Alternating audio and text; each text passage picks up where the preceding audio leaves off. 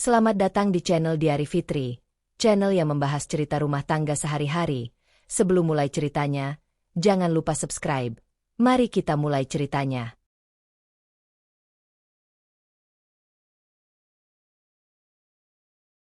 Suara pintu kayu yang dibanting sore itu masih terngiang di kepala Akila kecil.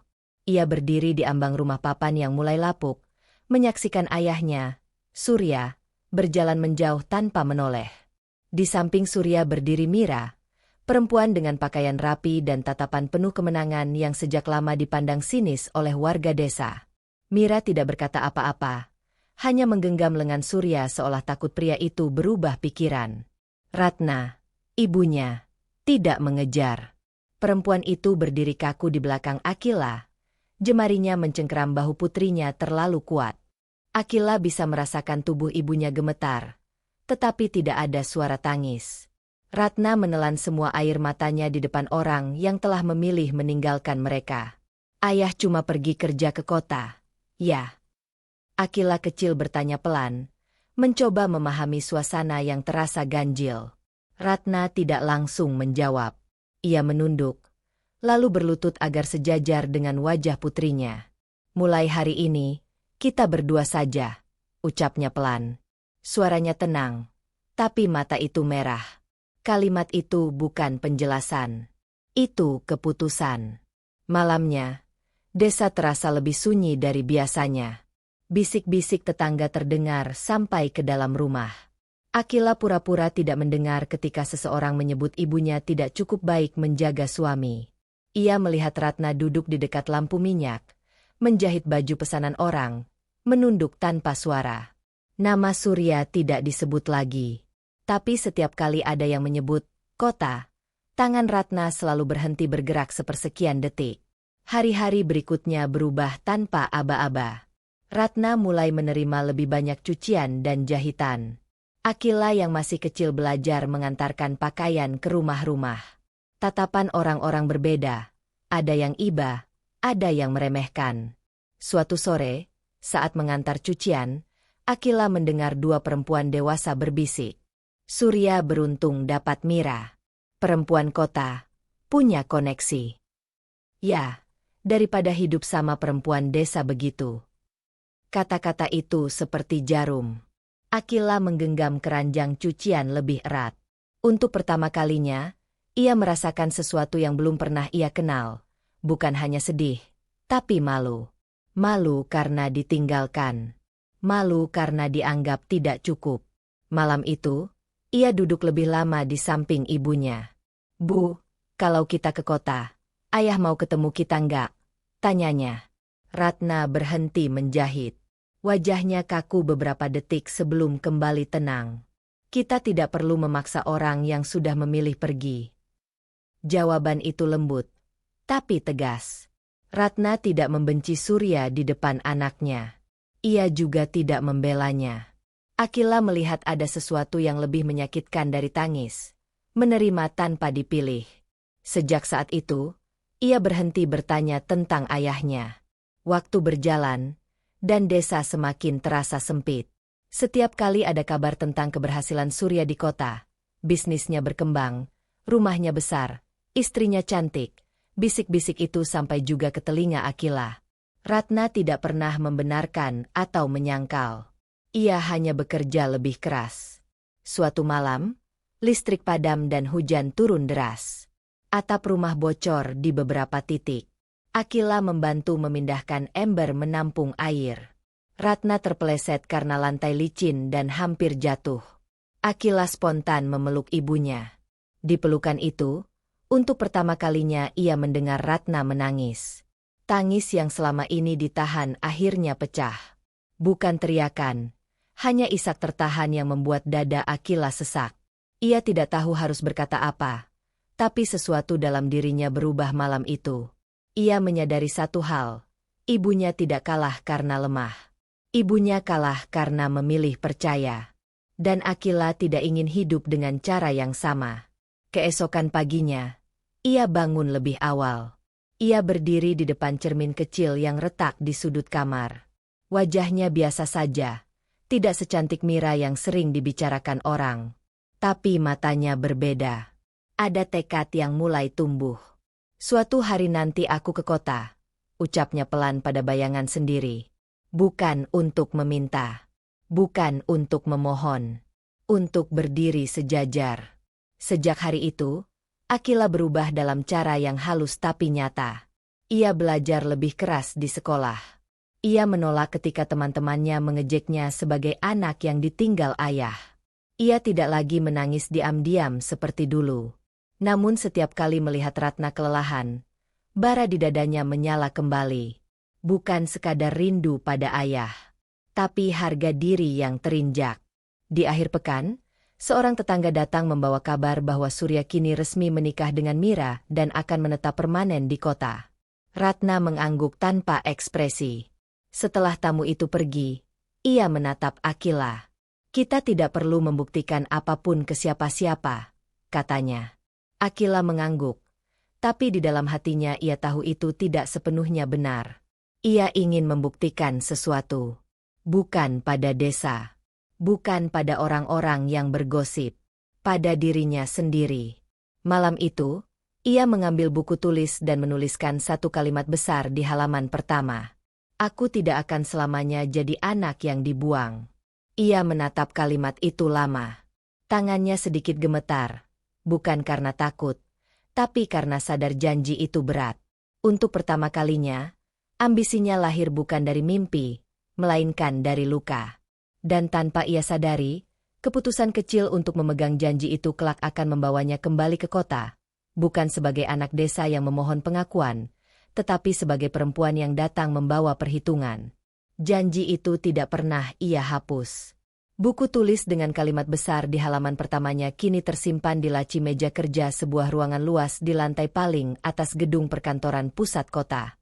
Di balik dinding kaca yang memantulkan cahaya matahari sore, nama perusahaan yang berdiri kokoh di papan lobi adalah miliknya, meski tak satupun karyawan tahu dari mana ia berasal. Akila berdiri menghadap jendela, menatap kota yang dulu hanya ia kenal dari cerita orang-orang desa. Kota yang pernah mengambil ayahnya. Sekarang kota itu berada di bawah kendalinya. Rapat dengan investor jam 4 sudah siap. Suara Randy memecah lamunannya.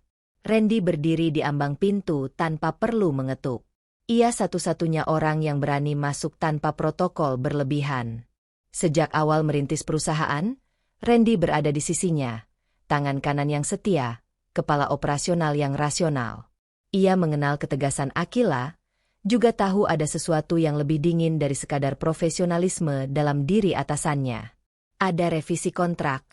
Tanya Akila tanpa berbalik. Sudah saya cek. Aman. Randy berhenti sejenak. Lalu menambahkan, tapi Anda kelihatan tidak fokus sejak pagi. Akila akhirnya menoleh. Tatapannya tajam seperti biasa, namun tidak cukup untuk membuat Randy mundur. Ia sudah terlalu lama bekerja bersamanya untuk takut pada diamnya. Aku baik-baik saja. Randy tidak langsung percaya. Kalau soal akuisisi perusahaan Surya Group itu masih jadi rencana, saya perlu tahu dari sisi bisnisnya masuk atau tidak. Jangan sampai keputusan besar didorong alasan pribadi. Nama itu menggantung di udara. Surya. Nama yang bertahun-tahun tidak pernah ia ucapkan keras-keras. Akila menahan napas sepersekian detik. Ia tidak pernah menceritakan secara rinci tentang masa lalunya pada siapapun, termasuk Randy. Namun Randy tahu cukup banyak untuk memahami bahwa Surya bukan sekadar target bisnis. Itu murni keputusan strategis, jawab Akila datar. Randy menatapnya beberapa detik lebih lama. Saya hanya mengingatkan. Perusahaan ini dibangun dari kerja keras, bukan dari kemarahan. Kemarahan. Akila tidak merasa marah. Ia sudah melewati fase itu. Yang tersisa adalah sesuatu yang lebih sunyi dan lebih tajam. Dorongan untuk memastikan ia tidak pernah lagi berada di posisi yang sama seperti ibunya dulu. Siapkan data lengkap Surya Group. Semua aset, utang, dan pemegang sahamnya, katanya akhirnya. Randy mengangguk, tapi sebelum keluar ia berkata pelan, kadang yang belum selesai di masa lalu bukan selalu harus diselesaikan dengan penaklukan. Pintu tertutup. Kalimat itu tertinggal. Malamnya, Akila duduk sendirian di ruang kerja. Layar laptopnya menampilkan laporan keuangan Surya Group yang mulai goyah sejak 2 tahun terakhir. Ada penurunan laba, ada pinjaman besar yang belum sepenuhnya lunas. Ia tidak merasakan kepuasan melihat angka-angka itu. Ia hanya merasa kosong. Ponselnya bergetar. Sebuah pesan masuk dari nomor yang belum ia simpan.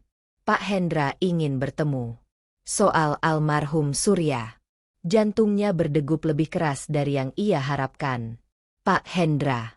Nama itu tidak asing. Notaris senior yang dulu sering disebut ibunya sebagai orang kepercayaan ayahmu. Ia masih hidup. Dan rupanya tahu sesuatu. Akila tidak langsung membalas. Ia menatap kata almarhum cukup lama. Surya telah meninggal dunia. Informasi itu sebenarnya sudah ia dengar sekilas dari laporan internal tim risetnya beberapa bulan lalu. Serangan jantung, 2 tahun yang lalu. Pemakaman besar. Banyak pejabat datang. Namun membaca kata itu lagi, dalam konteks yang personal, membuat dadanya terasa berat. Ia tidak pernah sempat bertanya. Tidak pernah sempat berdiri di depan Surya dan berkata bahwa ia berhasil. Tidak pernah sempat menuntut jawaban mengapa dirinya dan Ratna ditinggalkan begitu saja. Kesempatan itu hilang. Dan kehilangan kesempatan terasa lebih menyakitkan daripada ditinggalkan. Akila berdiri dari kursinya, berjalan mendekati jendela. Lampu kota berkilau di bawahnya. Ia membayangkan Surya pernah berjalan di trotoar yang sama, mungkin bangga dengan kehidupan barunya. Apakah ia pernah menyesal? Pertanyaan itu menghantui, bukan untuk memaafkan, tapi untuk mengerti. Ia membalas pesan singkat itu. Besok pagi. Kirim alamat. Keputusan sederhana, tapi berisiko. Jika ia bertemu Pak Hendra, ia membuka pintu yang selama ini ia jaga rapat-rapat. Ia bisa saja menemukan fakta yang tidak ia siap hadapi. Atau lebih buruk, tidak menemukan apa-apa selain formalitas dan warisan kering tanpa makna. Pintu ruangannya kembali terbuka. Randy muncul lagi. Kali ini membawa map. Ini data tambahan soal struktur kepemilikan Surya Group, katanya. Akila menerima map itu tanpa bicara. Randy memperhatikan wajah atasannya yang kini lebih tegang dari biasanya. Anda yakin mau masuk terlalu dalam? Tanya Randy pelan. Akila menatap angka-angka di atas kertas, lalu berkata pelan namun pasti, aku tidak masuk terlalu dalam. Aku hanya mengambil kembali sesuatu yang seharusnya tidak pernah diambil dariku. Randy tidak membantah lagi. Ia tahu ketika Akila berbicara dengan nada itu, keputusan sudah dibuat. Setelah Randy pergi, Akila membuka laci mejanya dan mengeluarkan buku lama dengan sampul kusam. Ia membalik ke halaman pertama. Aku tidak akan selamanya jadi anak yang dibuang. Ia tersenyum tipis, bukan karena bangga, tapi karena sadar perjalanan ini belum selesai. Surya memang sudah tiada, tetapi jejak pilihannya masih hidup, dalam bentuk perusahaan, keluarga baru, dan warisan yang belum ia sentuh. Pertemuan besok dengan Pak Hendra bukan sekadar temu bisnis. Itu langkah pertama mendekati bayangan ayahnya. Dan untuk pertama kalinya sejak ia datang ke kota, ambisinya tidak lagi sekadar tentang membuktikan diri. Ia ingin tahu kebenaran. Meski kebenaran itu mungkin akan mengubah arah hidupnya sepenuhnya. Keputusan untuk bertemu Pak Hendra membuat malam Akila nyaris tanpa tidur. Ia tidak takut pada fakta. Ia takut pada reaksi dirinya sendiri ketika fakta itu benar-benar berada di depan mata. Keesokan paginya, mobilnya berhenti di depan kantor notaris lama di kawasan bisnis tua kota. Bangunannya tidak setinggi gedung-gedung modern yang biasa ia masuki. Cat dindingnya mulai memudar. Papan namanya sederhana. Tempat itu terasa seperti sisa masa lalu yang belum sepenuhnya digantikan zaman. Pak Hendra menyambutnya langsung di ruang kerja pribadi. Pria itu sudah berusia lebih dari 60 tahun. Rambutnya memutih. Sorot matanya tajam namun hangat. Ia menatap Akila cukup lama sebelum mempersilahkannya duduk. Terima kasih sudah datang, Bu Akila. Ucapnya sopan. Saya mengikuti perkembangan perusahaan Anda. Luar biasa. Akila membalas dengan senyum tipis profesional. Anda ingin membahas almarhum Surya. Nama itu disebut tanpa gelar. Ayah. Pak Hendra mengangguk pelan. Saya sahabat lamanya. Saya juga yang menangani sebagian besar urusan hukumnya. Sahabat lama. Kata itu terasa asing di telinga Akila. Ia sulit membayangkan Surya memiliki sahabat setia, sementara ia meninggalkan keluarganya tanpa menoleh. Pak Hendra membuka sebuah map tebal di atas meja. Secara resmi, seluruh aset utama sudah diwariskan kepada istri keduanya, Ibu Mira, dan putrinya, Selena. Tapi, ia berhenti sejenak, menatap dokumen di tangannya. Ada beberapa aset yang belum sepenuhnya dialihkan karena persoalan administrasi dan kepemilikan saham minoritas. Akila menahan ekspresinya tetap netral. Jumlahnya signifikan, tanyanya tenang. Cukup untuk memengaruhi kendali perusahaan, jika dikelola dengan tepat, jawab Pak Hendra jujur. Dan sampai sekarang, belum ada pihak yang benar-benar mengurusnya. Hening menggantung. Pak Hendra menatap wajah Akila lebih lama dari sebelumnya. Ada kerutan samar di dahinya, seperti sedang mencocokkan potongan memori lama. Maaf jika lancang, katanya perlahan. Tapi wajah Anda sangat mirip dengan Surya saat muda. Jantung Akila berdetak lebih keras. Namun ia tidak berkedip. Banyak orang punya kemiripan, jawabnya datar. Pak Hendra tersenyum tipis, seolah tidak sepenuhnya percaya, namun tidak memaksa.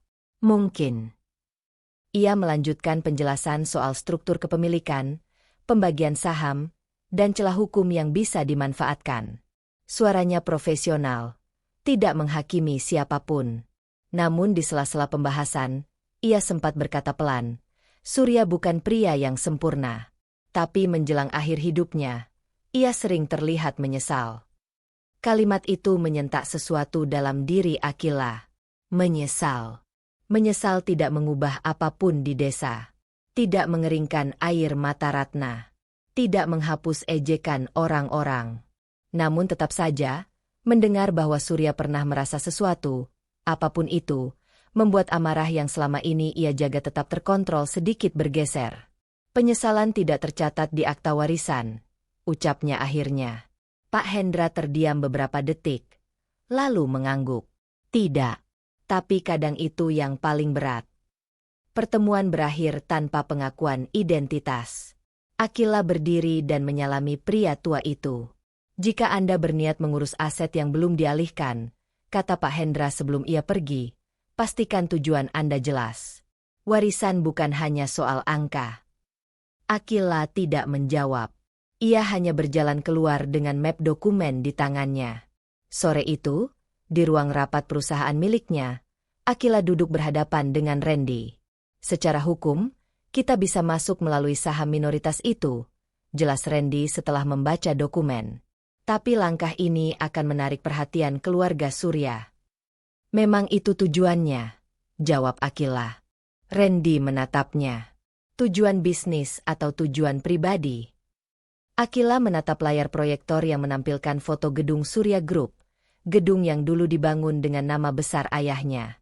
Ia membayangkan Mira tinggal di rumah luas, menikmati fasilitas yang dulu tidak pernah diberikan pada Ratna. Ia membayangkan Selena tumbuh tanpa pernah merasakan tatapan iba atau ejekan. Hidup nyaman dari warisan yang dibangun dari keputusan meninggalkan. Aku hanya mengambil yang belum selesai, kata Akila perlahan. Randy bersandar, membaca perubahan nada itu. Dan kalau setelah itu selesai, apa yang Anda cari? Pertanyaan itu tidak memiliki jawaban langsung. Akila berdiri, berjalan mengitari meja. Siapkan tim hukum. Aku ingin laporan detail tentang aset yang tertunda. Jangan ada celah yang terlewat. Randy mengangguk. Namun sebelum pergi ia berkata pelan, pastikan Anda tidak kehilangan sesuatu yang lebih penting saat memenangkan ini.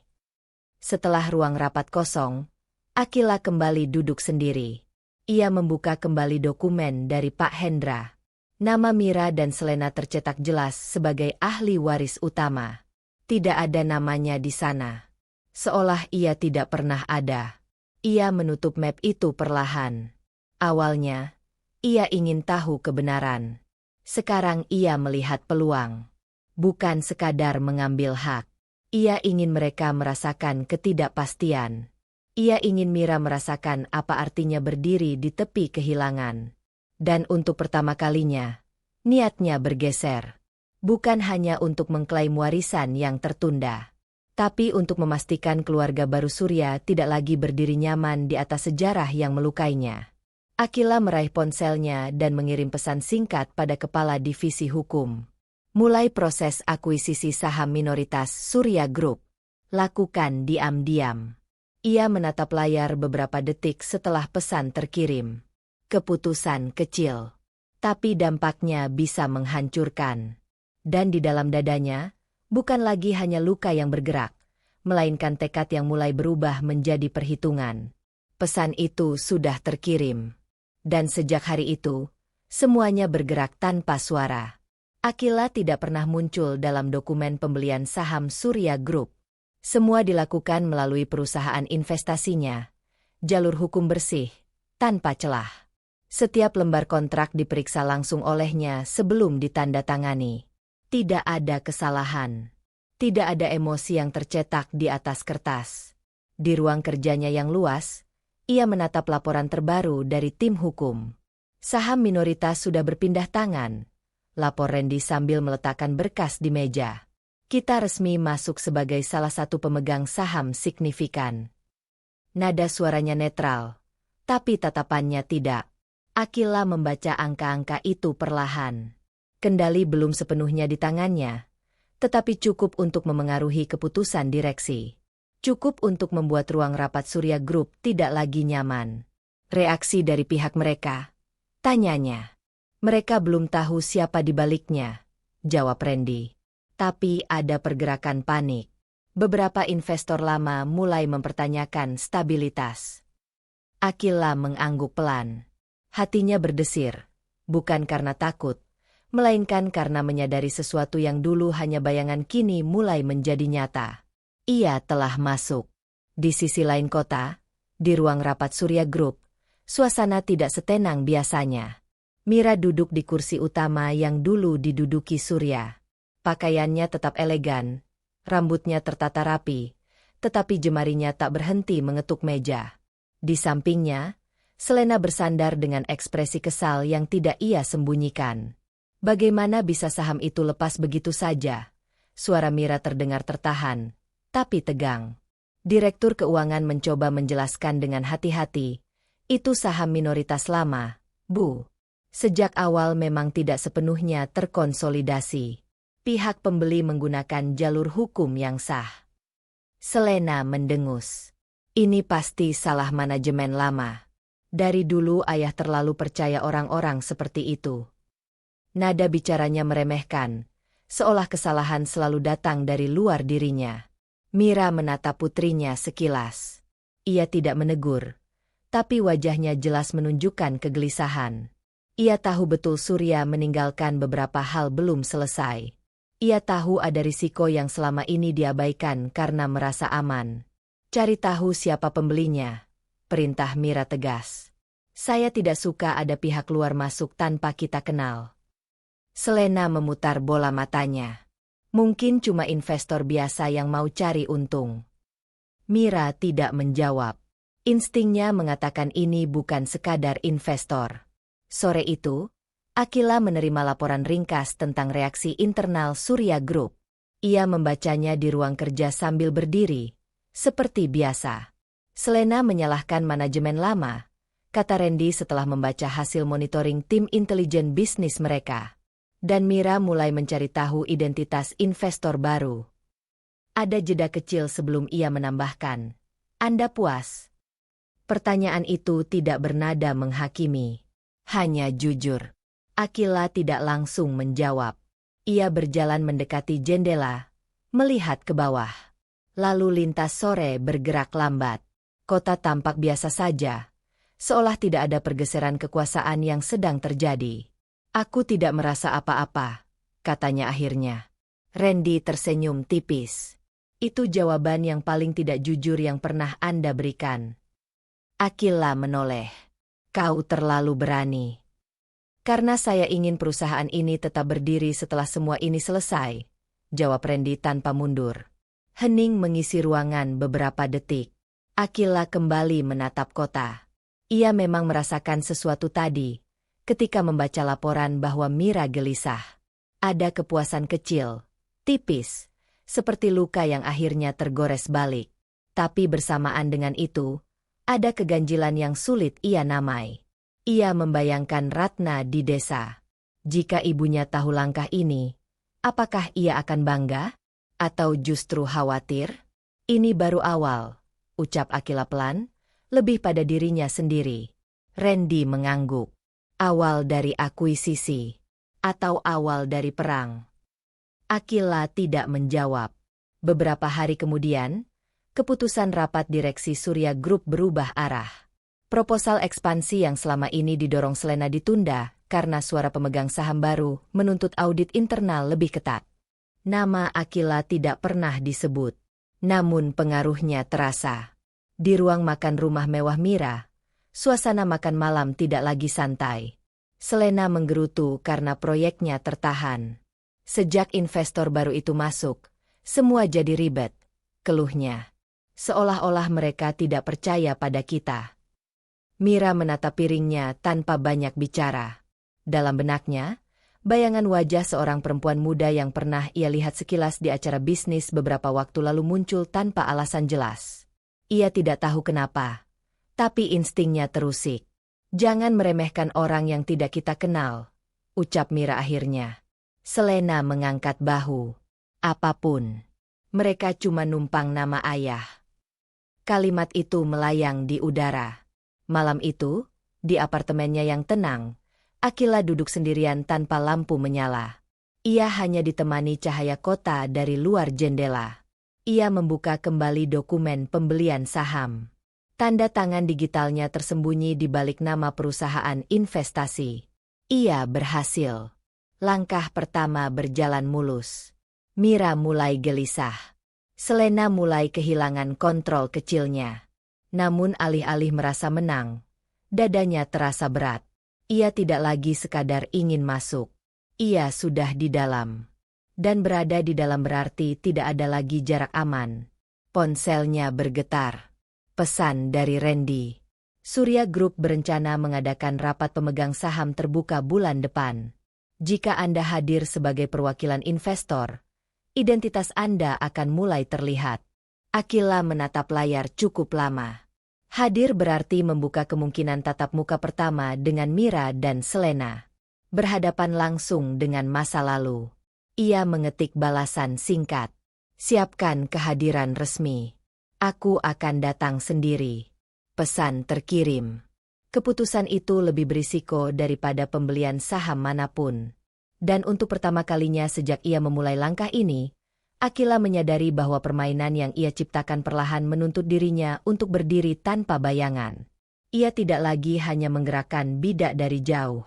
Ia akan masuk ke papan permainan. Keputusan untuk hadir langsung di rapat pemegang saham Surya Group masih menggantung di benak Akila ketika ia menghadiri acara forum bisnis kota malam itu. Ballroom hotel dipenuhi para pengusaha, investor, dan perwakilan perusahaan besar. Nama Akila tercantum sebagai pembicara utama tentang strategi ekspansi industri digital. Seperti biasa, ia datang dengan sikap tenang dan ekspresi terkendali. Namun di dalam dirinya, ada tekanan berbeda. Ia tahu sebentar lagi ia tidak hanya akan bersembunyi di balik perusahaan investasi. Ia akan berdiri di depan keluarga ayahnya. Dan untuk pertama kalinya, ada sedikit keraguan yang tidak sepenuhnya ia pahami. Randy berdiri di sampingnya sebelum sesi dimulai. Presentasi Anda siap, katanya profesional. Lalu dengan nada lebih ringan ia menambahkan, jangan terlalu keras malam ini. Ini forum diskusi, bukan ruang perang. Akila menoleh tipis. Aku tidak pernah perang. Randy mengangkat alis. Tentu saja. Ia tahu atasannya cukup cerdas untuk memahami sindiran itu. Ketika giliran Akila berbicara, ruangan hening. Ia menyampaikan materi dengan tegas, lugas, dan tanpa basa-basi. Tidak ada nada emosional, hanya data dan visi jelas. Tatapannya membuat orang sulit memotong ucapannya. Namun saat sesi tanya-jawab dimulai, seorang pria di baris tengah mengangkat tangan. Arga Pratama, dari perusahaan konstruksi Mandala, ucapnya memperkenalkan diri singkat. Suaranya tenang, tidak berusaha terdengar mengesankan. Akila mengangguk, memberi kesempatan. Strategi ekspansi Anda sangat agresif, lanjut Arga. Apa Anda tidak khawatir kehilangan esensi perusahaan karena terlalu fokus pada pertumbuhan cepat? Pertanyaan itu berbeda dari yang lain. Bukan soal angka. Bukan soal keuntungan. Akila menatap pria itu lebih lama. Arga berpakaian sederhana. Jasnya rapi tapi tidak mencolok. Tatapannya jujur, tanpa niat menjatuhkan. Pertumbuhan tidak harus menghilangkan esensi, jawab Akila tenang. Justru tanpa berkembang, esensi bisa mati lebih cepat. Arga tersenyum tipis. Asal esensi itu benar-benar masih ada. Beberapa orang di ruangan tertawa kecil, tapi bukan dengan nada mengejek. Ada ketertarikan. Untuk pertama kalinya malam itu, Akila merasa percakapan tidak sepenuhnya tentang dominasi. Setelah sesi selesai, Arga mendekatinya di area lobi. Maaf kalau tadi terdengar menantang, katanya ringan. Saya cuma tertarik cara Anda melihat bisnis.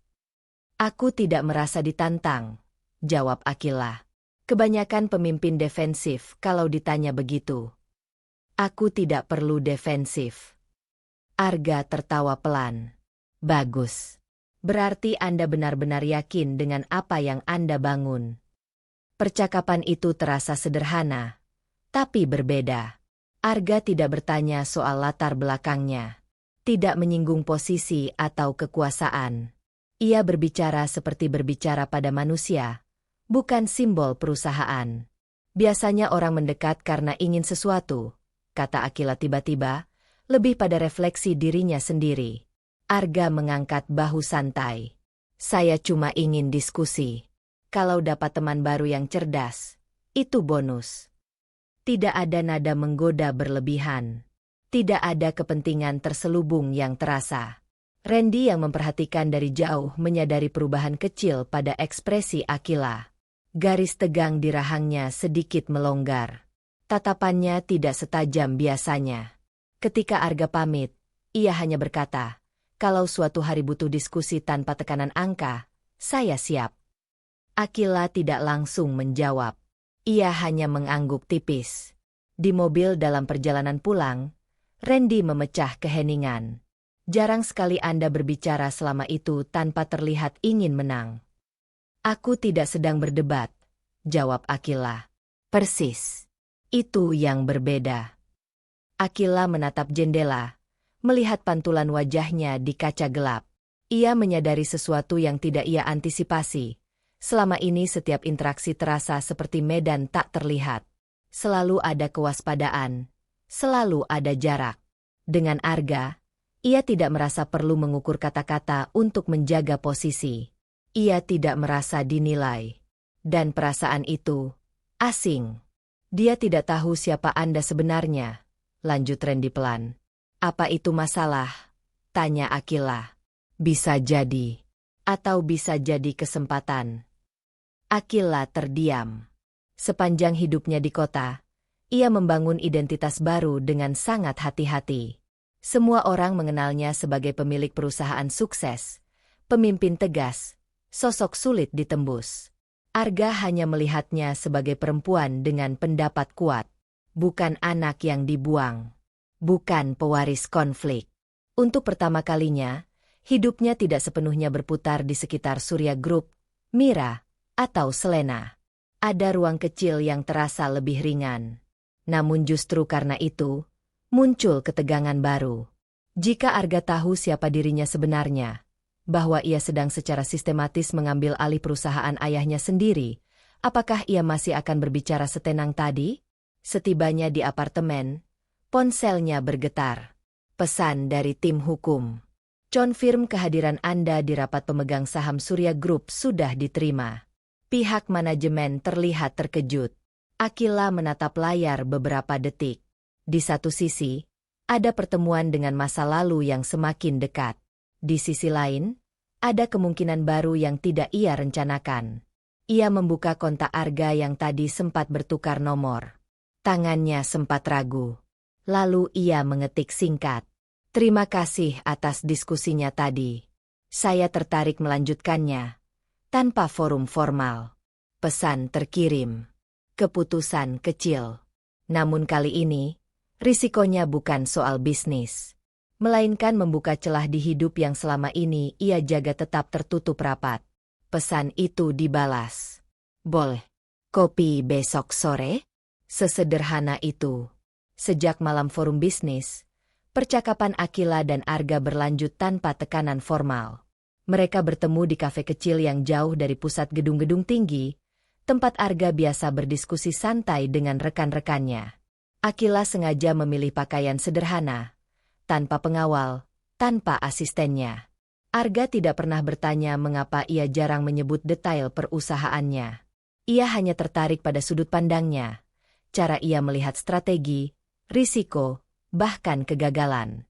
Kamu selalu terdengar seperti orang yang tidak pernah kalah, kata Arga suatu sore, setelah mereka berdebat ringan soal proyek pembangunan ramah lingkungan.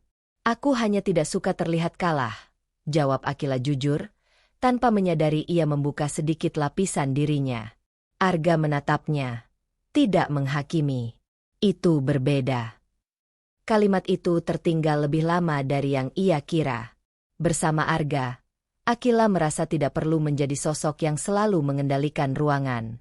Ia bisa tertawa, bisa diam tanpa merasa harus mengisi kekosongan dengan strategi. Namun setiap kali Arga bertanya soal keluarganya, Akila selalu menjawab singkat. Ibuku di desa, katanya suatu malam. Dan ayahmu? Tanya Arga hati-hati. Ayah sudah tidak ada.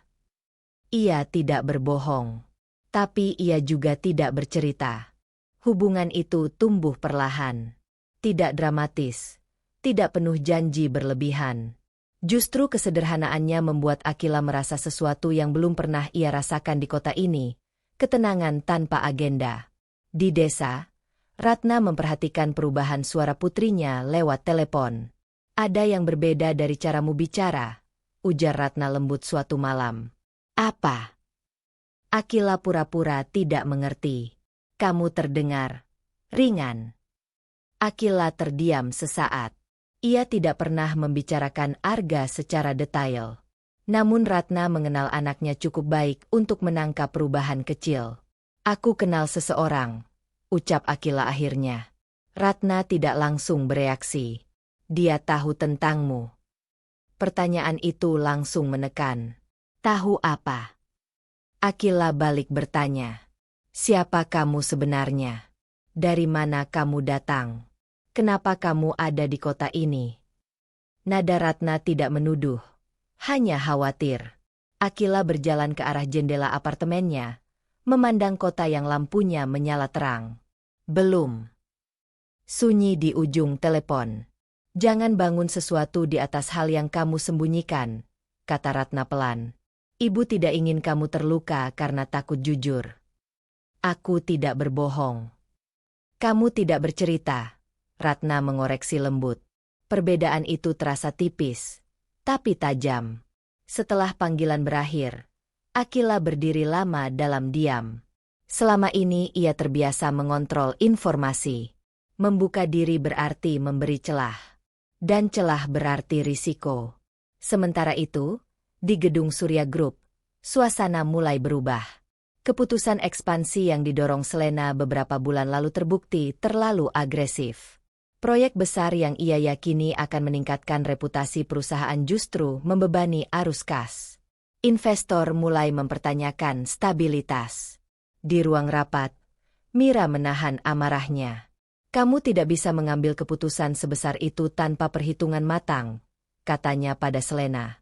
Aku mengikuti visi ayah, balas Selena defensif. Kalau bukan karena investor baru itu yang terus menekan audit dan memperlambat proses, proyek ini sudah berjalan lebih lancar. Mira terdiam. Ia tahu sebagian benar, sebagian tidak. Tapi tekanan finansial kini nyata. Pinjaman jangka pendek mulai jatuh tempo. Cari solusi, bukan kambing hitam, ucap Mira akhirnya, meski suaranya tidak lagi setenang dulu. Laporan kondisi Surya Group sampai ke meja Akila melalui Randy. Arus kas mereka mulai ketat, jelas Randy. Keputusan ekspansi kemarin terlalu optimistis. Akila membaca laporan itu dengan wajah datar. Ia tahu keputusan audit yang ia dorong membuat ekspansi tertunda. Ia tahu masuknya sahamnya membuat beberapa investor lama lebih waspada. Ia tidak secara langsung menjatuhkan mereka. Tapi ia mempersempit ruang gerak. Ini konsekuensi keputusan mereka sendiri, kata Akila. Benar, jawab Randy. Tapi setiap konsekuensi punya dampak ke banyak orang. Karyawan, vendor, keluarga. Kalimat itu menusuk lebih dalam dari yang diharapkan. Akila teringat wajah Ratna malam hujan dulu, atap bocor, ember berderet di lantai. Ia selalu membayangkan Mira dan Selena hidup tanpa pernah merasakan kekurangan. Sekarang, tekanan mulai mendekat pada mereka. Dan entah kenapa, ada getaran kecil di dadanya yang bukan kepuasan. Ia tidak berniat membuat orang kehilangan pekerjaan. Ia tidak berniat membuat karyawan Surya Group cemas akan masa depan mereka. Namun langkah-langkahnya mengarah ke sana. Teruskan monitoring, ucapnya akhirnya. Randy tidak berkomentar lebih jauh. Ia hanya mengangguk dan keluar. Malam itu, Arga mengirim pesan. Besok ada pameran proyek komunitas kecil.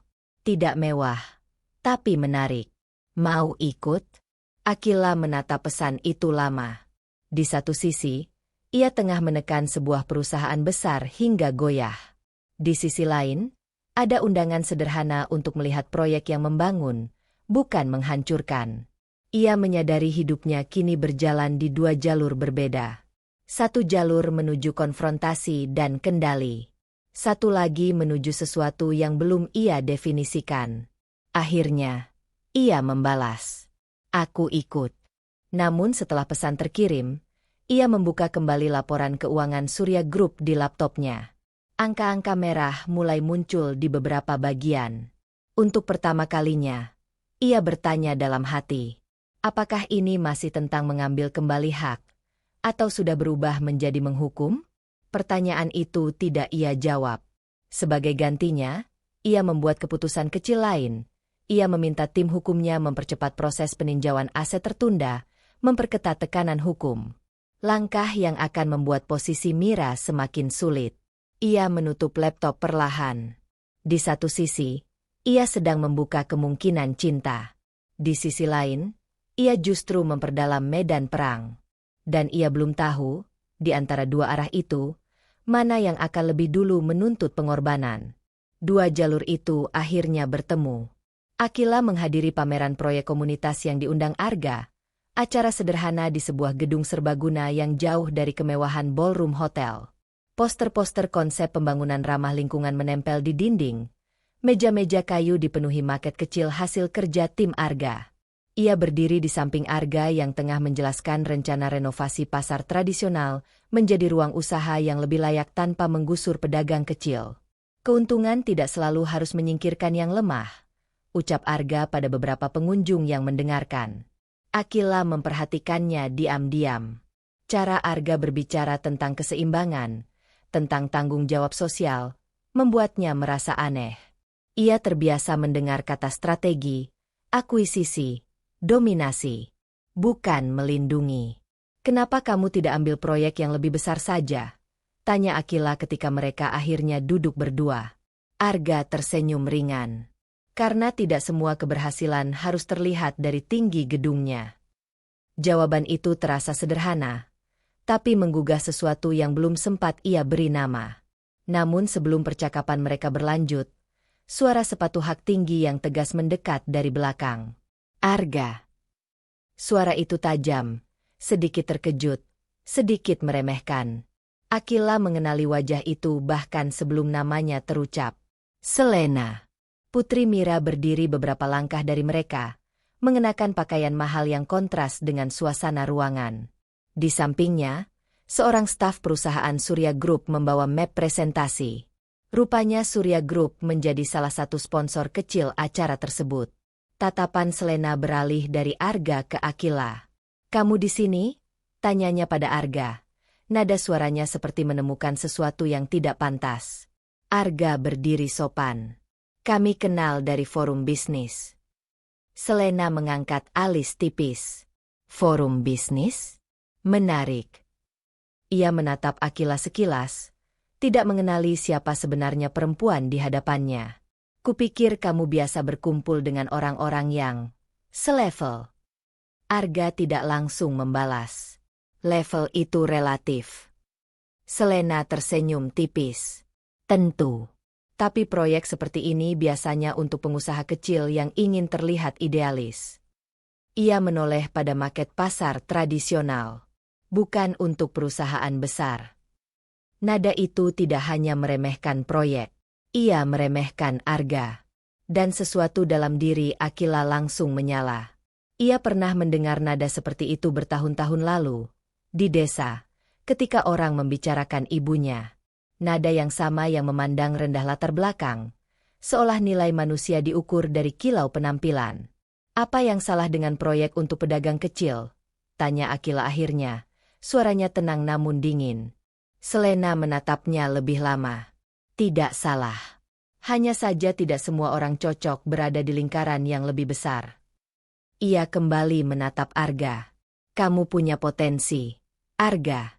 Jangan habiskan waktu dengan kegiatan seperti ini." "Kegiatan seperti ini." Akila melihat tangan Arga mengepal sebentar, lalu kembali rileks. "Aku memilih sendiri kegiatanku," jawab Arga, tetap tenang. Selena mengangkat bahu, seolah tidak peduli. "Baiklah. Hanya saran." Ia kemudian melangkah pergi tanpa pamit, meninggalkan aroma parfum mahal yang terasa menusuk. Hening menggantung beberapa detik. "Aku minta maaf kalau itu membuatmu tidak nyaman," kata Arga pelan. Akila menatap pintu keluar tempat Selena menghilang. "Kamu mengenalnya?" "Putri pemilik Surya Group," jawab Arga. "Kami pernah satu proyek kecil dulu. Tidak terlalu cocok." "Tentu saja tidak cocok." Akila merasakan campuran emosi yang sulit diurai. Marah, bukan hanya karena Arga diremehkan. Jijik, karena kesombongan itu begitu akrab. Kesombongan yang dulu menghancurkan ibunya. Ia teringat bagaimana Ratna berdiri diam menerima hinaan tidak langsung dari orang-orang yang merasa lebih tinggi. Bagaimana Surya memilih perempuan yang dianggap lebih layak. Dan kini, sejarah itu berdiri di depannya dalam wujud berbeda. Arga menatapnya hati-hati. "Kamu terlihat sangat kesal." "Aku tidak suka orang yang menilai dari luar," jawab Akila singkat. "Biasanya kamu tidak terlihat terpengaruh." "Aku belajar dari kesalahan masa lalu." Arga mengernyit sedikit, tapi tidak memaksa. Malamnya, di ruang kerja perusahaan, Randy menerima laporan kecil dari tim monitoring bahwa Selena hadir di acara yang sama dengan Akila. "Jadi sekarang lingkarannya makin kecil," ucap Randy setelah membaca ringkasan itu. Akila berdiri menghadap jendela, tangan terlipat di dada. "Dia meremehkan Arga," katanya tiba-tiba.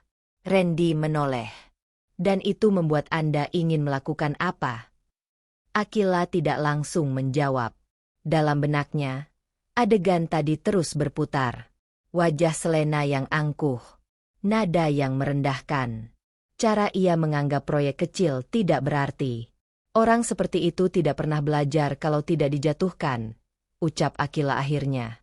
Randy menatapnya tajam. "Awalnya Anda bilang ini tentang mengambil kembali hak. Sekarang terdengar seperti ingin menjatuhkan." Hening. Pertanyaan itu bukan tuduhan, tapi refleksi. "Apakah ini masih soal keadilan?" lanjut Randy pelan, "atau sudah berubah jadi penghancuran?" Kata itu menggantung di udara. Penghancuran. Akila menutup matanya sebentar. Ia ingin mengatakan bahwa semua ini terkontrol. Bahwa ia hanya bermain dalam batas hukum. Bahwa ia tidak berniat melukai siapapun. Tapi kemarahan yang muncul saat melihat Selena tadi terasa personal. Aku tahu apa yang kulakukan, jawabnya akhirnya. Itu bukan jawaban. Randy menyadarinya, tapi tidak memaksa. Pastikan Anda juga tahu kenapa. Setelah Randy pergi, ruangan terasa lebih sunyi dari biasanya. Akila membuka laporan terbaru Surya Group. Tekanan finansial makin terlihat.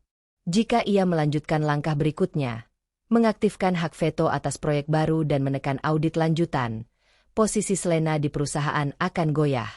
Ia bisa melakukannya besok. Ia meraih ponsel, membuka pesan dari Arga yang masuk beberapa menit lalu. Terima kasih sudah datang hari ini. Aku senang kamu di sana. Pesan itu sederhana. Hang. Dua dunia kembali berdampingan di tangannya.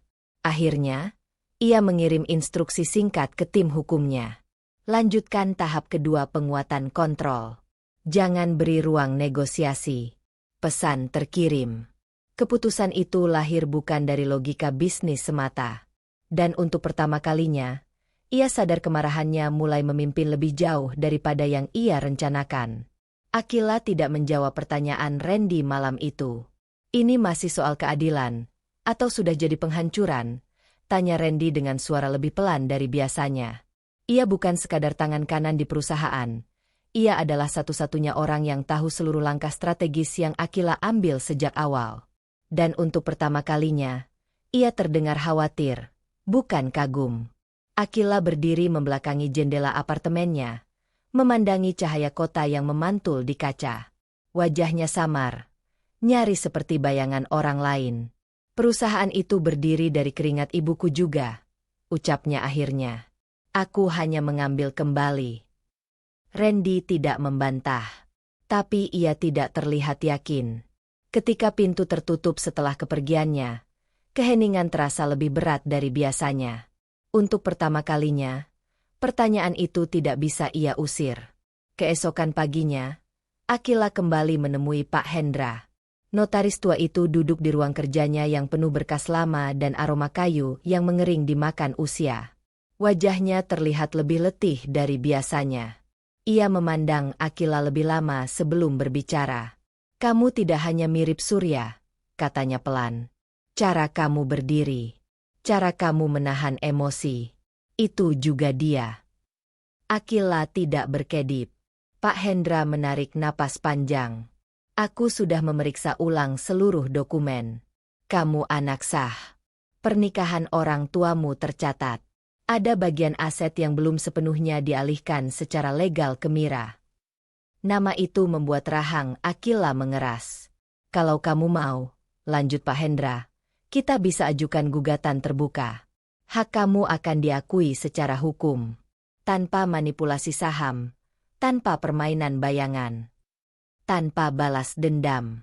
Kalimat itu tidak diucapkan, tapi menggantung jelas di udara. Akila menatap pria tua itu. Dan mereka? Mira dan Selena. Mereka mungkin akan kehilangan sebagian. Tapi prosesnya bersih. Tidak perlu menghancurkan semuanya. Akila tersenyum tipis. Bersih tidak selalu terasa adil, Pak. Pak Hendra menatapnya lama. Jangan salah arah, Nak. Membela hak berbeda dengan membuat orang lain jatuh hanya supaya kamu merasa setara. Ucapan itu seperti menampar sesuatu yang selama ini ia jaga rapat. Ia tidak langsung menjawab. Ia hanya berdiri, mengucapkan terima kasih, dan pergi dengan langkah yang lebih berat dari saat ia datang. Di rumah sederhana mereka, Ratna sudah menunggu. Ibu itu tahu setiap perubahan kecil di wajah putrinya. Ia tidak perlu diberitahu apa yang sedang terjadi. Sejak Surya meninggal, Ratna belajar membaca sunyi. Pak Hendra menyarankan jalur hukum terbuka, kata Akila akhirnya. Ratna berhenti melipat pakaian. Itu bagus. Aku belum bilang aku setuju. Ratna menatapnya pelan. Tidak ada marah, hanya lelah yang terlalu lama dipendam. Kamu ingin apa? Killa. Pertanyaan itu lebih sulit daripada semua negosiasi bisnis yang pernah ia hadapi. Aku ingin mereka tahu rasanya kehilangan, jawabnya jujur. Ratna menghela napas panjang. Dan setelah itu, Akila terdiam. Ratna berjalan mendekat, memegang tangan putrinya. Ibu tidak pernah mengajarimu untuk membenci. Mereka menghancurkan hidup kita. Yang menghancurkan hidup kita adalah pilihan ayahmu, Ratna berkata lembut, tapi tegas. Jangan jadikan Mira atau Selena alasan untuk menjadi keras seperti dia. Nama Surya seperti retakan lama yang kembali terbuka. Akila selalu menyalahkan Mira. Lebih mudah membenci perempuan itu daripada mengakui bahwa ayahnya sendiri yang memilih pergi. Aku tidak seperti ayah, bisiknya. Ratna menatapnya dalam-dalam. Pastikan itu benar. Kalimat itu tinggal lama setelah Ratna melepaskan tangannya. Sore itu, laporan keuangan terbaru masuk ke meja Akila. Tekanan finansial di perusahaan utama mulai terasa. Keputusan ekspansi yang diambil manajemen lama, yang didorong Selena demi citra dan gengsi, mulai menunjukkan kerugian besar. Mira meminjam dana darurat. Aset pribadi mulai diagunkan. Semua sesuai rencana. Seharusnya ia merasa puas. Namun ketika membaca detail angka-angka itu, ada sesuatu yang berbeda. Ini bukan lagi permainan saham. Ini menyentuh rumah, kehidupan, stabilitas orang-orang yang bekerja di sana. Ia memikirkan Arga. Bagaimana pria itu memandang dunia dengan kesederhanaan yang tidak dibuat-buat. Bagaimana ia tertawa tanpa beban reputasi. Arga tidak tahu bahwa perempuan yang ia dekati adalah dalang di balik perubahan besar perusahaan yang sedang diguncang. Bagaimana jika suatu hari Arga tahu? Bagaimana jika ia melihatnya bukan sebagai perempuan yang memperjuangkan hak, tapi sebagai seseorang yang dengan sadar membiarkan orang lain terjerumus? Pikirannya berputar. Untuk pertama kalinya, balas dendam tidak terasa sesederhana rencana bisnis. Randy masuk tanpa mengetuk. Seperti biasa, Mira menghubungi beberapa investor. Mereka panik. Akila menutup berkas. Kalau kamu teruskan tekanan ini, dalam 3 bulan mereka bisa kehilangan kendali penuh, lanjut Randy. Nada suaranya netral, tapi ada pertanyaan tak terucap di sana. Akila berdiri perlahan. Ia berjalan ke jendela kantor, memandang gedung perusahaan yang berdiri megah. Nama Surya masih terpampang di puncaknya. Nama itu bukan nama Mira, bukan Selena. Surya, ayahnya. Apakah ia sedang menumbangkan warisan ayahnya sendiri hanya untuk membuktikan sesuatu? Ia menoleh pada Randy. Siapkan opsi hukum yang Pak Hendra sarankan. Randy terdiam, sedikit terkejut. Tapi jangan ajukan dulu, tambah Akila cepat. Aku ingin melihat sampai sejauh mana mereka bertahan. Keputusan kecil. Setengah langkah menuju terang, setengah tetap di bayangan. Randy mengangguk, meski keraguan masih jelas di wajahnya. Ketika ruangan kembali sunyi, Akila menyentuh kaca jendela. Pantulannya terlihat asing, kuat, dingin, tak mudah ditebak. Ia ingin mereka merasakan jatuh. Namun untuk pertama kalinya, ia takut kalau saat mereka jatuh, ia ikut terjatuh bersama sesuatu dalam dirinya yang tak bisa kembali. Dan ia belum siap memilih sisi mana yang akan ia pertahankan. Akila tahu ia sedang berdiri di garis yang tidak bisa ditarik mundur. Keputusan setengah hati yang ia ambil di akhir pertemuannya dengan Randy berubah menjadi sesuatu yang bulat dalam semalam. Ia tidak tidur. Ia hanya duduk menatap berkas-berkas hukum yang sudah disiapkan Pak Hendra. Jalur legal. Tanpa manipulasi. Tanpa bayangan. Jika ia maju sekarang, semua akan terbuka. Bukan hanya saham. Bukan hanya nama.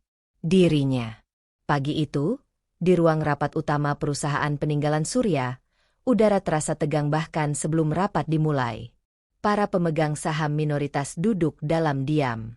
Randy berdiri di sisi ruangan, profesional seperti biasa, tapi sorot matanya terus mencari wajah Akila. Ia mengenakan setelan hitam sederhana. Tidak berlebihan. Tidak ingin terlihat menang. Hanya tegas. Mira masuk beberapa menit kemudian.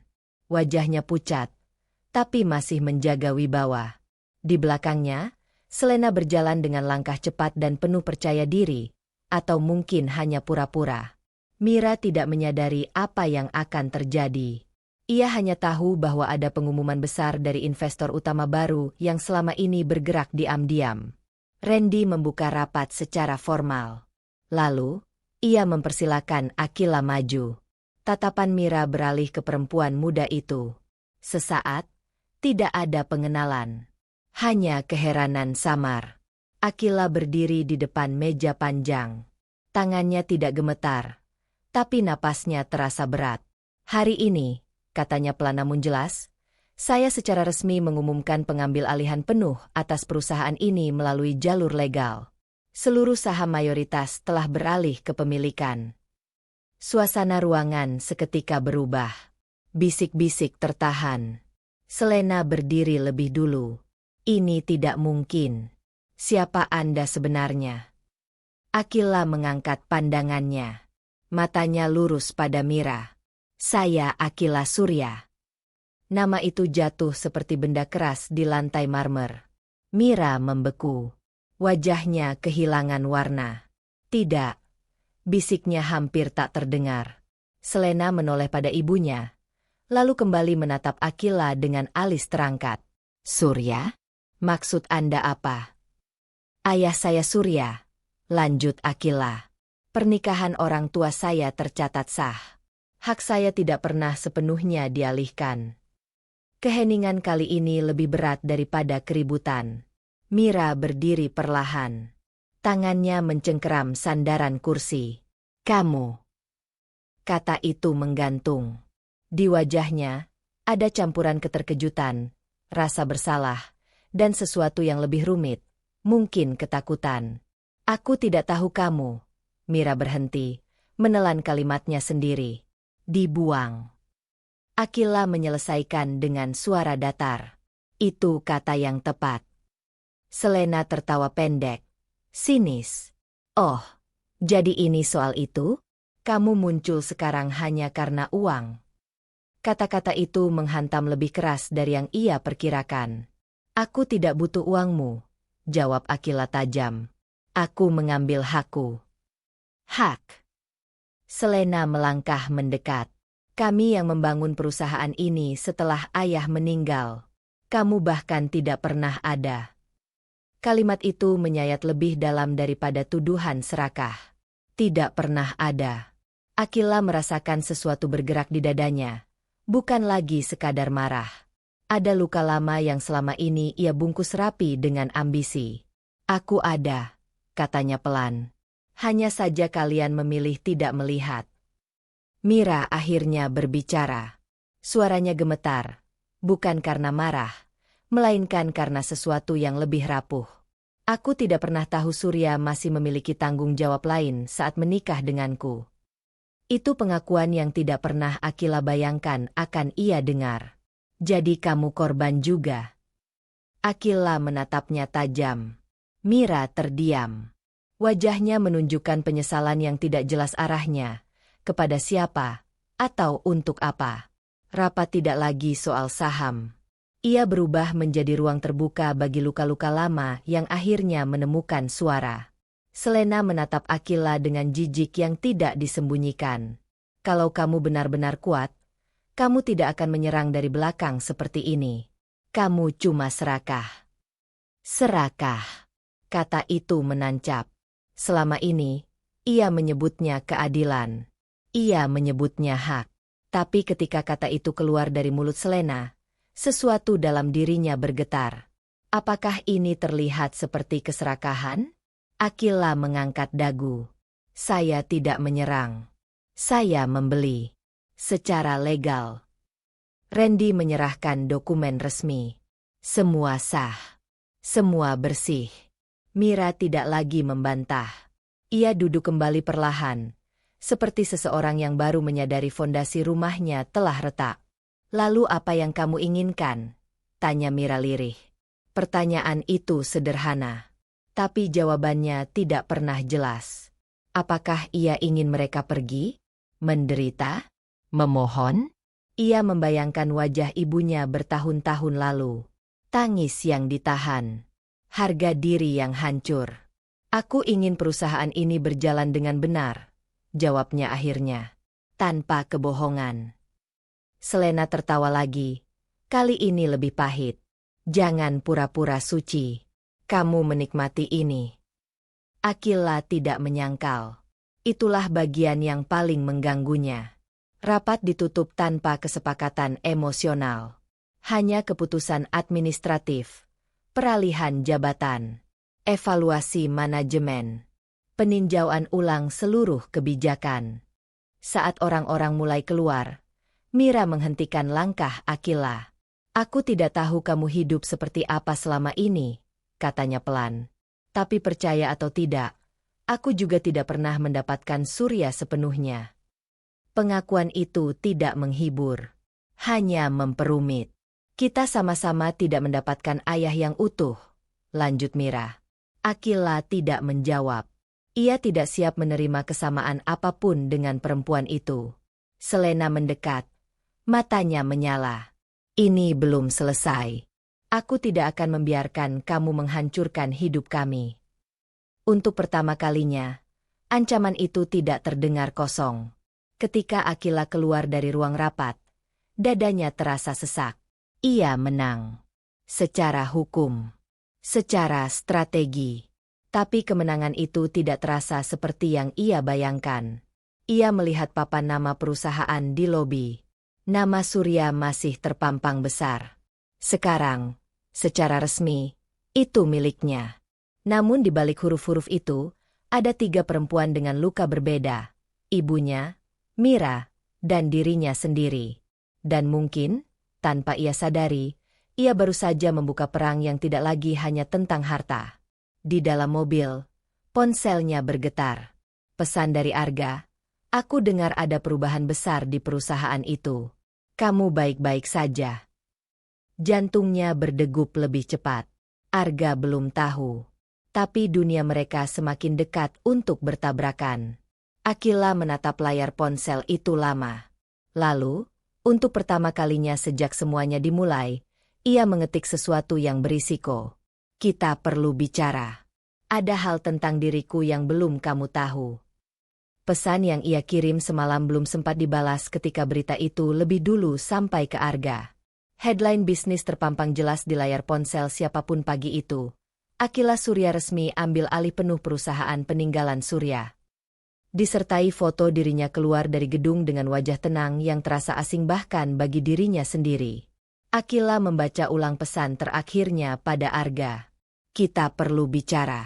Sekarang kalimat itu terdengar terlambat. Teleponnya berdering. Nama Arga muncul di layar. Ia mengangkatnya dengan napas yang berusaha stabil.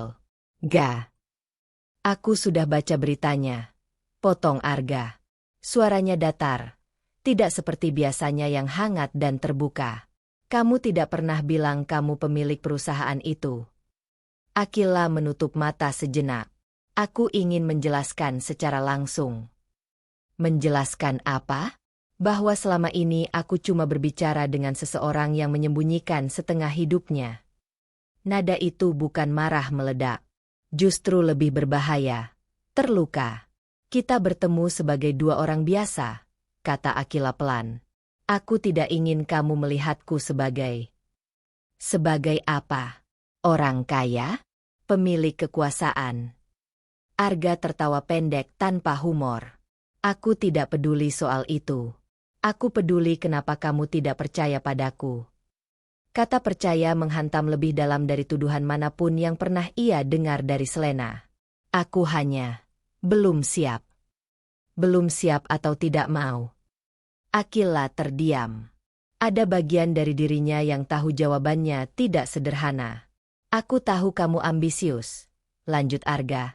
Suaranya kini lebih rendah. Tapi berita itu tidak hanya soal bisnis. Itu soal kamu mengambil alih perusahaan yang dulu dipimpin ayahmu. Ada konflik keluarga di sana. Dan kamu tidak pernah bilang apapun. Ia ingin berkata bahwa ia ingin melindungi Arga dari kekacauan itu. Tapi sekarang alasan itu terdengar seperti pembenaran. Kita ketemu sore ini, ujar Arga akhirnya. Aku ingin mendengar langsung darimu. Telepon terputus. Akila berdiri lama di ruang kerjanya, menatap kaca jendela seperti yang sering ia lakukan. Dulu ia takut Arga tahu. Sekarang ia takut pada cara Arga akan melihatnya setelah tahu. Sore itu, mereka bertemu di kafe kecil yang pertama kali menjadi tempat percakapan panjang mereka. Tempat netral, tanpa bayangan gedung perusahaan. Arga sudah duduk lebih dulu.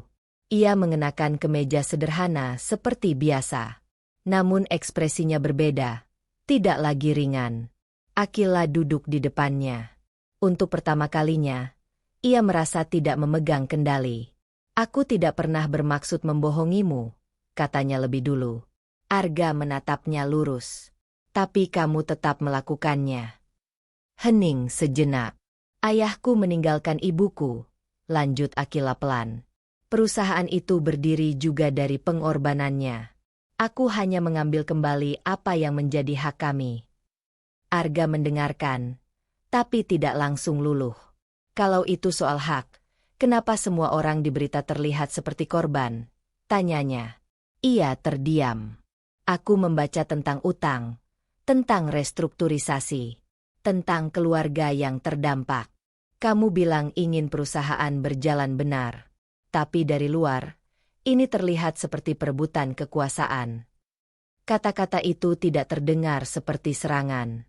Lebih seperti cermin. Aku tidak menghancurkan, bisik Akila. Tidak. Arga menggeleng pelan. Atau kamu hanya tidak ingin melihat apa yang hancur? Ia ingin membela diri. Menjelaskan tentang jalur legal, tentang saham yang dibeli sah, tentang kesalahan manajemen lama. Semua fakta itu benar. Tapi di balik fakta, ada motif yang tidak sepenuhnya bersih. Aku ingin kamu percaya padaku, katanya akhirnya, lebih lirih dari yang ia rencanakan. Arga tersenyum tipis. Pahit. Kepercayaan itu bukan sesuatu yang kamu minta setelah semuanya terbuka karena berita. Kalimat itu terasa final meski belum menjadi perpisahan. Aku tidak mengenali sisi ini dari kamu, Kila, lanjut Arga. Ambisi itu tidak salah. Tapi ketika ambisi membuatmu menyembunyikan siapa dirimu, aku tidak tahu lagi siapa yang duduk di depanku. Ia berdiri. Aku butuh waktu. Bukan selamat tinggal, tapi juga bukan janji. Ketika Arga melangkah pergi, Akila merasakan sesuatu runtuh yang tidak bisa ia kendalikan dengan strategi apapun. Di saat yang sama, di rumah besar yang dulu menjadi simbol kemenangan Mira, suasana jauh dari elegan. Dua petugas bank berdiri di ruang tamu, menyerahkan surat resmi penyitaan sebagian aset karena utang perusahaan yang gagal ditutup. Mira duduk kaku, wajahnya pucat. Selena berdiri di sampingnya, marah dan tak percaya. Ini pasti permainan dia, seru Selena. Dia sengaja menjatuhkan kita. Petugas itu hanya menjalankan tugas. Dokumen resmi. Tanggal jatuh tempo. Tanda tangan. Mira menutup mata. Ini akibat keputusan kita sendiri, katanya pelan, untuk pertama kalinya tanpa menyalahkan siapapun. Selena menoleh tajam. Ibu membela dia sekarang. Aku tidak membela siapapun, jawab Mira lelah. Kita yang mengambil pinjaman itu. Namun di sudut hatinya, ia tahu tekanan dari pengambil alihan membuat investor menarik diri lebih cepat. Rantai peristiwa itu tidak bisa dilepaskan dari nama Akila. Berita penyitaan itu sampai ke meja Akila malamnya melalui laporan internal. Ia membaca detailnya dalam diam. Rumah kedua dijual. Kendaraan dilelang. Aset pribadi tergerus. Ini bukan lagi sekadar angka di laporan. Ia membayangkan ibunya dulu menghitung sisa uang belanja dengan tangan gemetar. Kini Mira mungkin melakukan hal yang sama, dalam versi yang lebih besar dan lebih mahal. Apakah ini keadilan? Atau hanya lingkaran penderitaan yang berganti wajah? Randy masuk dengan wajah serius. Kita masih bisa memperlambat proses penagihan. Ada celah negosiasi. Akila menatapnya. Secara legal. Ya. Ia tahu artinya. Ia tidak wajib menolong. Tapi ia punya kuasa untuk meringankan.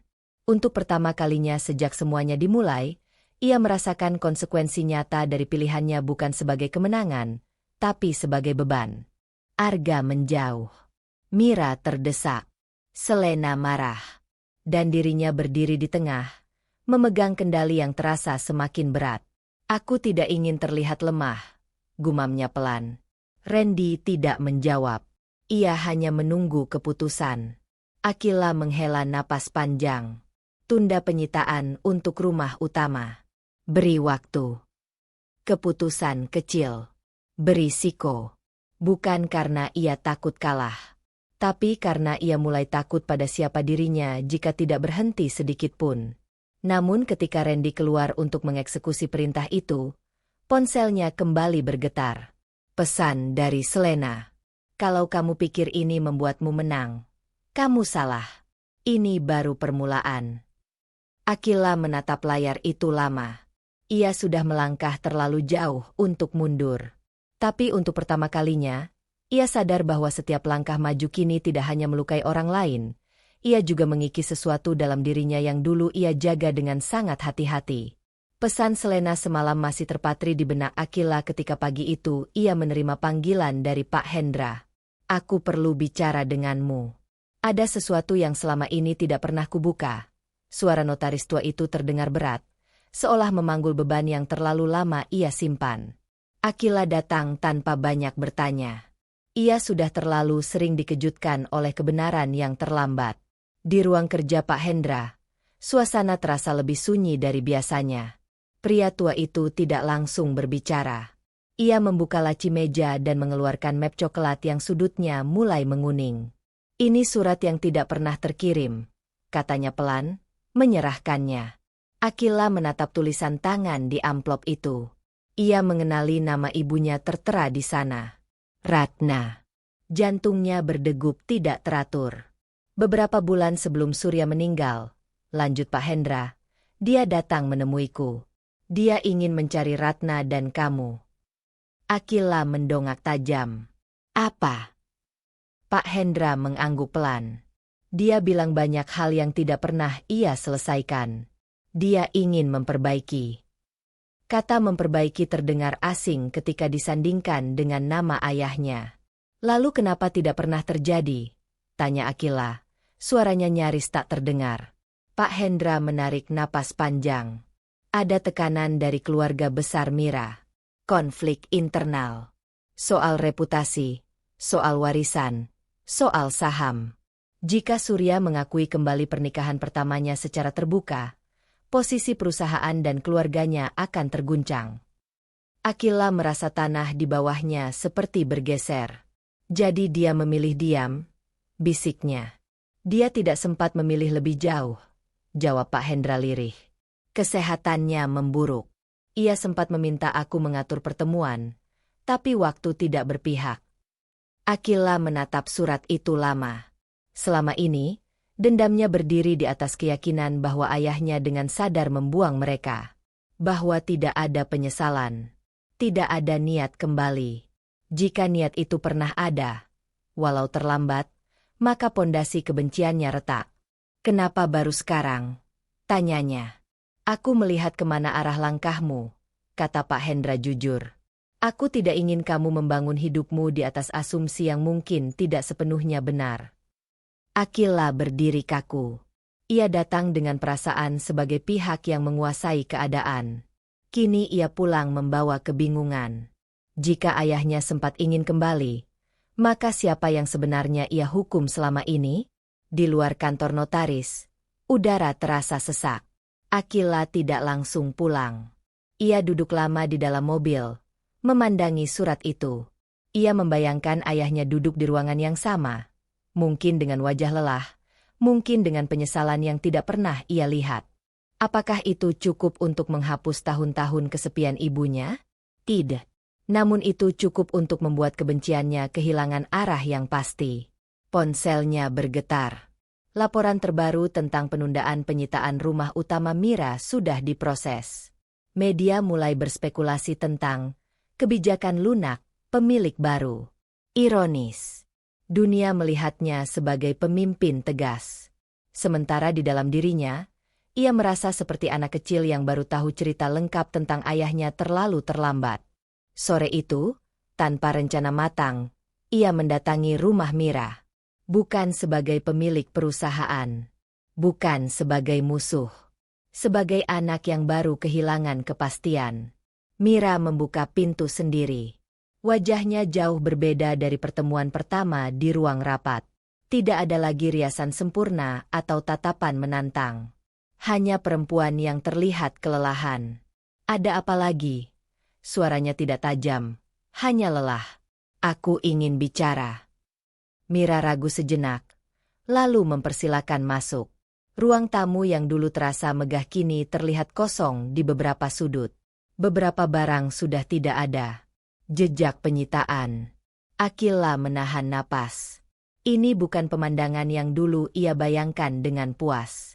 Aku tahu tentang surat itu, katanya tanpa pengantar. Mira menegang. Surat. Surya ingin mencari kami sebelum meninggal.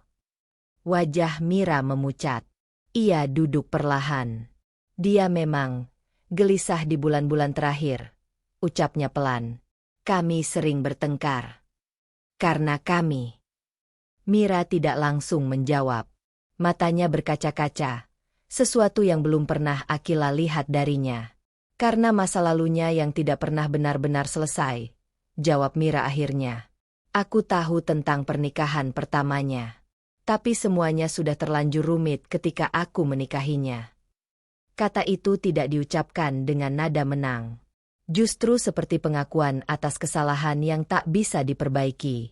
Aku tidak pernah berniat merebut, lanjut Mira. Tapi aku juga tidak cukup berani untuk mundur. Untuk pertama kalinya, Akila melihatnya bukan sebagai simbol kesombongan, melainkan sebagai perempuan yang terjebak dalam pilihan yang salah. Ayahku ingin kembali, bisik Akila, lebih kepada dirinya sendiri. Mira menutup wajahnya sesaat. Dia takut kehilangan semuanya. Dan akhirnya kehilangan semuanya juga. Kalimat itu menggantung di antara mereka. Tidak ada teriakan. Tidak ada tuduhan. Hanya dua perempuan yang sama-sama pernah mencintai pria yang sama, dengan cara berbeda, dan sama-sama terluka olehnya. Ketika Akila berdiri untuk pergi, Mira berkata pelan, apapun yang kamu lakukan sekarang, pastikan itu bukan hanya untuk menghukum orang mati. Langkah Akila terhenti. Selama ini, ia menyebutnya keadilan untuk ibunya. Tapi mungkin, tanpa sadar, ia juga menghukum bayangan ayahnya yang tak pernah sempat ia tanyai. Malam itu, Akila pulang ke rumah Ratna dengan surat di tangannya. Ia belum menceritakan apapun pada ibunya. Ia duduk lama di kamar, menatap tulisan tangan yang tak pernah sampai. Jika ayahnya memang ingin kembali, apakah ibunya ingin tahu? Apakah membuka luka lama akan menyembuhkan? Atau justru menambah perih? Ia menyadari sesuatu yang membuat napasnya terasa berat. Balas dendam tidak memberinya rasa damai yang ia cari. Ia hanya memberi arah, tujuan, dan kesibukan. Sekarang, arah itu goyah.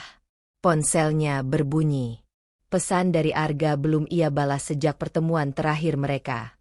Tangannya bergerak pelan, mengetik satu kalimat sederhana namun berisiko. Aku ingin jujur sepenuhnya. Termasuk tentang ayahku. Ia belum tahu apakah Arga akan menjawab. Ia juga belum tahu apakah ia siap menghadapi semua kebenaran yang tersisa. Tapi untuk pertama kalinya, ia mempertimbangkan kemungkinan bahwa penyembuhan mungkin tidak datang dari menjatuhkan orang lain, melainkan dari keberanian menghadapi luka yang sebenarnya. Pesan yang Akila kirim kepada Arga belum mendapat jawaban ketika telepon dari rumah datang dengan nada panik. Ibumu pingsan. Suara tetangga terdengar gemetar. Akila tidak ingat bagaimana ia sampai di rumah sakit. Ia hanya ingat wajah Ratna yang pucat ketika didorong masuk ke ruang periksa, dan rasa bersalah yang tiba-tiba menyesakkan dadanya. Dokter menjelaskan dengan bahasa yang tenang, terlalu tenang untuk situasi yang terasa runtuh. Tekanan darahnya melonjak. Stres berat. Kami perlu observasi beberapa hari. Stres.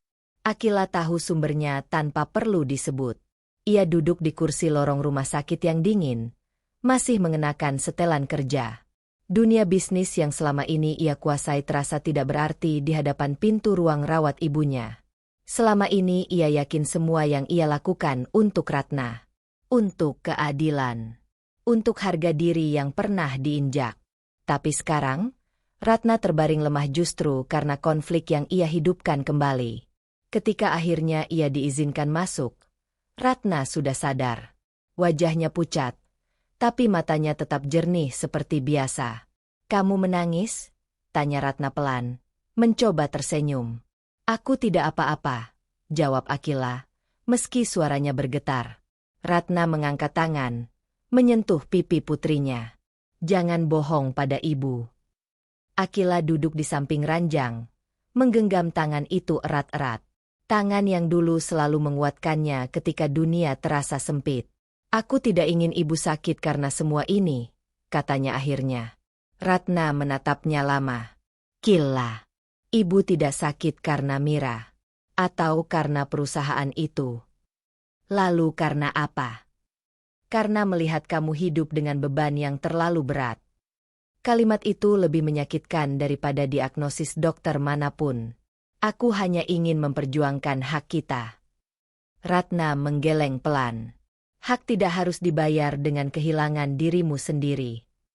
Akila terdiam. Ia ingin membantah, tapi tidak menemukan kata yang benar-benar ia yakini. "Kamu tidak pernah hidup sebagai korban," lanjut Ratna lembut. "Jangan mulai sekarang dengan menjadikan masa lalu sebagai pusat hidupmu." Air mata yang selama ini ia tahan akhirnya jatuh juga. "Ayahmu memang melukai kita," kata Ratna pelan. "Tapi jangan biarkan dia terus mengatur hidupmu, bahkan setelah tiada." Kata-kata itu mengendap dalam. Selama ini ia merasa sedang mengendalikan keadaan, mengatur langkah, menghitung risiko. Tapi mungkin justru ia yang dikendalikan oleh luka lama. "Pilih hidupmu sendiri," bisik Ratna. "Bukan hidup yang didorong oleh dendam." Malam semakin larut ketika Akila keluar dari ruang rawat untuk memberi ibunya waktu istirahat. Lorong rumah sakit sunyi. Ia berdiri sendirian, bersandar pada dinding, mencoba menata pikirannya yang berantakan. "Bagaimana kondisi tante?" Suara itu membuatnya menoleh cepat. Arga berdiri beberapa langkah darinya, mengenakan jaket sederhana. Wajahnya terlihat lelah, tapi tatapannya tidak lagi setajam pertemuan terakhir mereka. "Kamu tahu?" tanya Akila pelan. "Aku dengar dari Randy," jawab Arga. "Dia bilang kamu tidak keluar kantor sejak siang." "Ia datang tanpa diberitahu langsung. Tanpa diminta." "Terima kasih sudah datang," ucap Akila, suaranya lebih lembut dari biasanya. Arga mengangguk. "Aku marah padamu. Tapi itu tidak membuatku berhenti peduli." Kata peduli membuat dadanya terasa hangat sekaligus perih. Mereka duduk berdampingan di kursi lorong, dengan jarak yang tidak terlalu dekat, tapi juga tidak sepenuhnya jauh. "Aku membaca surat itu," kata Akila tiba-tiba. "Ayahku pernah ingin kembali." Arga menoleh, mendengarkan tanpa memotong. "Aku membangun semuanya di atas keyakinan bahwa dia tidak pernah menyesal. Sekarang aku tidak tahu lagi harus marah pada siapa." Arga menghela napas pelan. "Mungkin bukan soal siapa yang harus disalahkan." "Lalu apa? Siapa yang ingin kamu jadi setelah ini?" Pertanyaan itu sederhana, tapi terasa seperti pintu yang baru saja terbuka. "Aku takut kalau aku berhenti sekarang, semua pengorbanan ini sia-sia," bisik Akila. "Dan kalau kamu teruskan?" Arga bertanya pelan. Ia membayangkan Mira yang semakin rapuh. Selena yang semakin keras. Ibunya yang terbaring di ranjang rumah sakit. Dan dirinya yang semakin sulit dikenali. Aku tidak ingin kehilangan kamu, katanya tanpa sadar. Arga terdiam sejenak. Kamu tidak kehilangan aku karena perusahaan itu. Kamu hampir kehilangan aku karena kamu tidak membiarkanku masuk ke dalam hidupmu yang sebenarnya. Kejujuran itu menelanjangi ketakutannya sendiri. Ia selalu ingin terlihat kuat, mandiri, tak tersentuh. Padahal mungkin yang ia hindari adalah kerentanan. Aku masih di sini, lanjut Arga pelan. Tapi aku tidak bisa berjalan bersamamu kalau arahmu hanya untuk menghancurkan. Kalimat itu bukan ultimatum. Lebih seperti batas. Ketika Arga berdiri untuk pulang, ia menepuk bahu Akila dengan lembut. Pikirkan apa yang benar-benar ingin kamu wariskan. Bukan hanya apa yang ingin kamu rebut. Akila duduk lama setelah Arga pergi. Di satu sisi, perusahaan itu adalah simbol hak yang direbut kembali. Di sisi lain, ia mulai melihat bagaimana ambisi dan dendam saling bercampur tanpa batas jelas. Ia membuka ponselnya. Laporan keuangan terbaru menunjukkan bahwa jika ia melanjutkan tekanan restrukturisasi, dalam beberapa minggu Mira akan kehilangan hampir seluruh aset pribadinya. Ia punya kuasa untuk menghentikan atau mempercepat. Untuk pertama kalinya, pilihan itu tidak terasa seperti strategi bisnis, melainkan keputusan tentang siapa dirinya. Akila berdiri, menatap pintu ruang rawat ibunya. Ia tidak ingin Ratna bangun dan melihat putrinya berubah menjadi bayangan masa lalu yang dulu ia tangisi.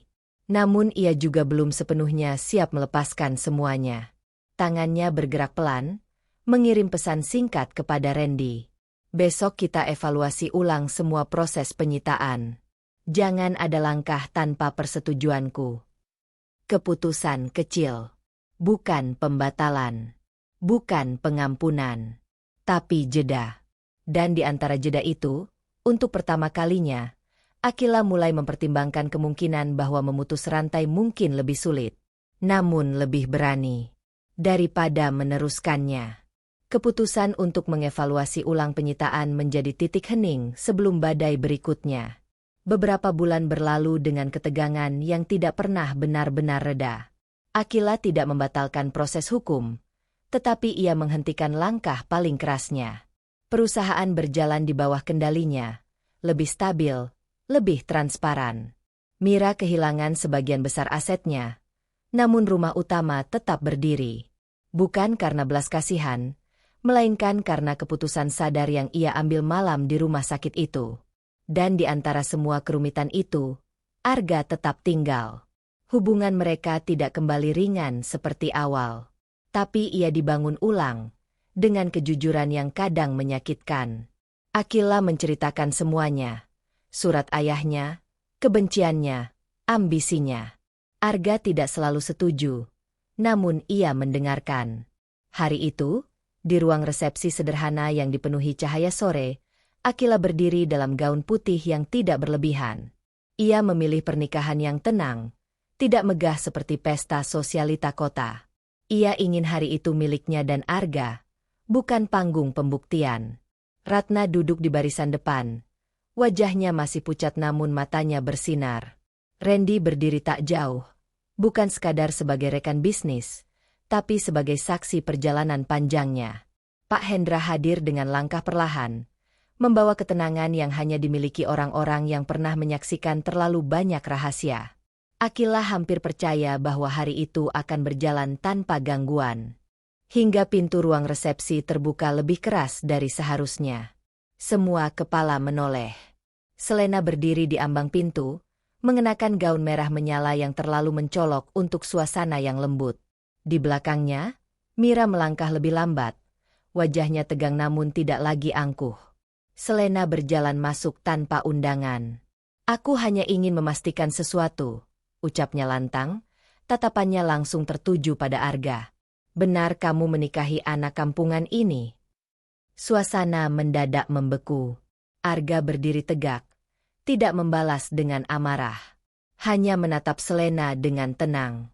Akila merasakan sesuatu naik dari dadanya, Bukan sekadar marah.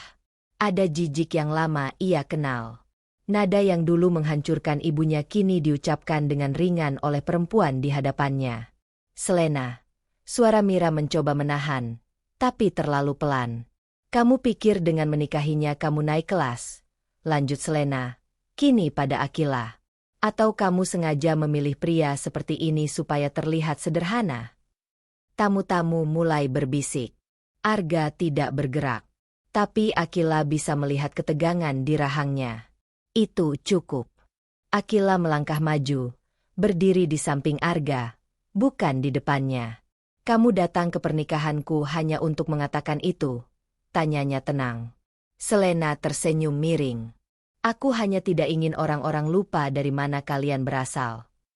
Akila menatap sekeliling ruangan. Para tamu bisnis, relasi lama Surya, wajah-wajah yang selama ini berspekulasi tentang dirinya. Mungkin memang sudah waktunya. Aku rasa justru hari ini waktu yang tepat untuk mengingat, katanya pelan, namun jelas terdengar. Ia mengambil mikrofon yang sebelumnya disiapkan untuk sambutan. Beberapa dari kalian mengenalku sebagai anak yang tidak pernah diakui. Beberapa mengenalku sebagai pemilik baru perusahaan peninggalan Surya. Bisik-bisik semakin jelas. Ya, lanjutnya tanpa ragu. Aku adalah pemilik mayoritas perusahaan terbesar di kota ini. Kalimat itu jatuh seperti batu di permukaan air yang tenang. Selena terdiam, seolah belum siap mendengar pengakuan itu diucapkan dengan lantang di depan umum. Aku tidak pernah mengumumkannya di luar forum bisnis, karena aku tidak ingin pernikahanku menjadi ajang pamer kekuasaan, kata Akila. Tapi hari ini, ketika suamiku dihina karena dianggap kampungan, aku tidak akan diam. Arga menoleh padanya, terkejut namun tidak menghentikan. Semua yang terjadi dalam beberapa bulan terakhir bukan semata-mata balas dendam. Lanjutnya, suaranya tetap terkendali. Itu adalah konsekuensi dari pilihan masa lalu. Pilihan ayahku. Pilihan keluarga. Pilihan untuk menyembunyikan kebenaran. Ia menatap Mira. Aku tidak mengambil apa yang bukan milikku. Aku menuntut hak yang lama diabaikan. Ruangan sunyi. Dan hari ini, tambahnya lebih lembut, aku memilih membangun sesuatu yang berbeda. Bukan dengan kebohongan. Bukan dengan rasa malu atas asal-usul. Ia meraih tangan Arga. Jika menjadi kampungan, berarti tumbuh tanpa privilese tapi tetap bermartabat, maka aku bangga berdiri di sampingnya. Selena tampak ingin membalas, tapi tidak menemukan celah. Mira berdiri tak jauh, wajahnya berubah, bukan marah, bukan lagi sombong. Hanya perempuan yang menyadari bahwa setiap keputusan masa lalu kini berdiri sebagai konsekuensi yang tak bisa dibatalkan. Aku tidak bisa mengulang waktu, ucap Mira pelan, cukup keras untuk terdengar oleh mereka yang dekat. Tapi aku juga tidak bisa menyangkal apa yang sudah terjadi. Tidak ada pembelaan. Tidak ada serangan balik. Hanya pengakuan yang terlambat. Akila menurunkan mikrofon. Ia tidak merasa menang. Ia tidak merasa kalah. Ia hanya merasa sesuatu dalam dirinya akhirnya berdiri tanpa perlu bersembunyi. Selena berbalik pergi dengan langkah cepat. Mira menyusul perlahan, menoleh sekali pada Akila sebelum keluar. Tatapan yang untuk pertama kalinya tidak mengandung perlawanan. Resepsi berlanjut, meski suasana tak lagi sama. Namun ketika Arga memeluknya pelan dan berbisik, kamu tidak perlu membuktikan apapun lagi. Akila menyadari sesuatu yang lebih dalam dari sekadar kemenangan. Ia telah berbicara bukan dari dendam, melainkan dari pilihan sadar. Malam semakin larut. Setelah tamu-tamu pulang, Akila berdiri di balkon gedung, memandang lampu kota yang dulu ia lihat sebagai medan perang. Perusahaan itu miliknya. Nama Surya masih tertera di puncak gedung. Dan untuk pertama kalinya, ia mempertimbangkan sesuatu yang lebih radikal daripada balas dendam atau pengampunan. Bagaimana jika nama itu tidak lagi menjadi pusat segalanya? Bagaimana jika warisan yang ia bangun tidak lagi berputar pada luka lama? Angin malam menyentuh wajahnya. Di dalam ruangan, Arga menunggunya, bukan sebagai pelarian, tapi sebagai pilihan. Akila menatap gedung itu sekali lagi. Besok, ia akan memanggil dewan direksi. Ada keputusan besar yang mulai tumbuh di dalam dirinya. Keputusan yang mungkin akan mengguncang bukan hanya perusahaan, tapi identitas yang selama ini ia pertahankan. Dan untuk pertama kalinya, ia tidak yakin apakah dunia siap menghadapi pilihan barunya. Pagi setelah pernikahannya, Akila tidak menikmati bulan madu panjang seperti yang diharapkan banyak orang. Ia berdiri di ruang rapat utama perusahaan, ruangan yang dulu menjadi saksi pengumuman pengambilalihannya, kini dengan suasana berbeda. Tidak ada wartawan, tidak ada pemegang saham. Hanya 3 perempuan dan 1 keputusan yang tertunda terlalu lama. Mira duduk tegak di ujung meja, berpakaian sederhana, jauh dari citra glamor yang dulu melekat padanya. Selena duduk di samping ibunya, wajahnya tegang, sisa kemarahan dari insiden pernikahan masih jelas terlihat. Akila masuk tanpa ekspresi keras. Ia tidak lagi membawa aura konfrontasi, hanya ketegasan yang matang.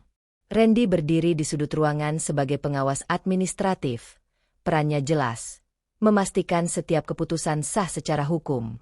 Ia tidak ikut campur dalam percakapan, hanya menjadi saksi profesional. Aku tidak akan berputar-putar, kata Akila membuka pertemuan. Selena mendengus pelan. Kamu memang suka langsung menusuk, kan? Akila menatapnya tanpa reaksi. Semua fasilitas perusahaan yang selama ini masih kalian nikmati akan dihentikan mulai bulan depan. Mira terdiam. Selena langsung berdiri. Jadi ini caramu membalas? Suara Selena meninggi. Mengusir kami perlahan. Aku tidak mengusir kalian, jawab Akila tenang. Rumah utama tetap atas nama pribadi ibu. Itu tidak akan kusentuh. Selena terdiam sesaat. Kebingungan menggantikan kemarahan. Tapi mobil dinas, kartu kredit perusahaan, akses ke rekening operasional, semuanya selesai, lanjut Akila. Perusahaan bukan lagi sumber gaya hidup. Mira menunduk perlahan. Tidak ada protes. Ini tidak adil. Selena memukul meja. Kami bagian dari keluarga Surya. Keluarga bukan berarti bebas dari konsekuensi, balas Akila, suaranya tetap rendah. Perusahaan ini hampir runtuh karena keputusan impulsif. Aku menghentikan siklus itu. Selena menatap ibunya, mencari pembelaan. Mira tidak segera berbicara. Aku tidak akan menjatuhkan kalian ke jalan, lanjut Akila. Tapi mulai sekarang, hidup kalian adalah hasil pilihan kalian sendiri, bukan fasilitas yang diwariskan. Kalimat itu tidak disertai amarah. Justru karena itu terasa lebih tegas. Selena tertawa pahit. Kamu pikir kamu lebih baik dari kami sekarang? Aku tidak lebih baik, jawab Akila jujur. Aku hanya memilih berbeda. Keheningan mengisi ruangan. Mira akhirnya berbicara. Suaranya lembut namun berat. Ini keputusan final. Ya. Tidak ada ancaman. Tidak ada nada kemenangan. Selena menatap Akila dengan mata yang mulai berkaca-kaca. Sesuatu yang jarang terlihat. Kamu tahu apa yang paling menyakitkan? Katanya lirih. Bukan kehilangan uangnya. Tapi cara kamu berdiri di sana seolah kamu tidak pernah ingin menjadi bagian dari kami. Akila terdiam. Selama ini ia menolak keterkaitan apapun dengan mereka. Tapi kenyataannya, darah Surya mengalir di ketiganya. Aku tidak pernah merasa menjadi bagian, jawabnya pelan. Dan itu bukan sepenuhnya salahku. Selena mundur 1 langkah. Wajahnya runtuh. Untuk pertama kalinya, kesombongan yang selama ini ia jadikan tameng retak jelas. Aku tidak pernah diajari hidup tanpa kemewahan, bisiknya, lebih kepada dirinya sendiri. Itulah inti persoalannya.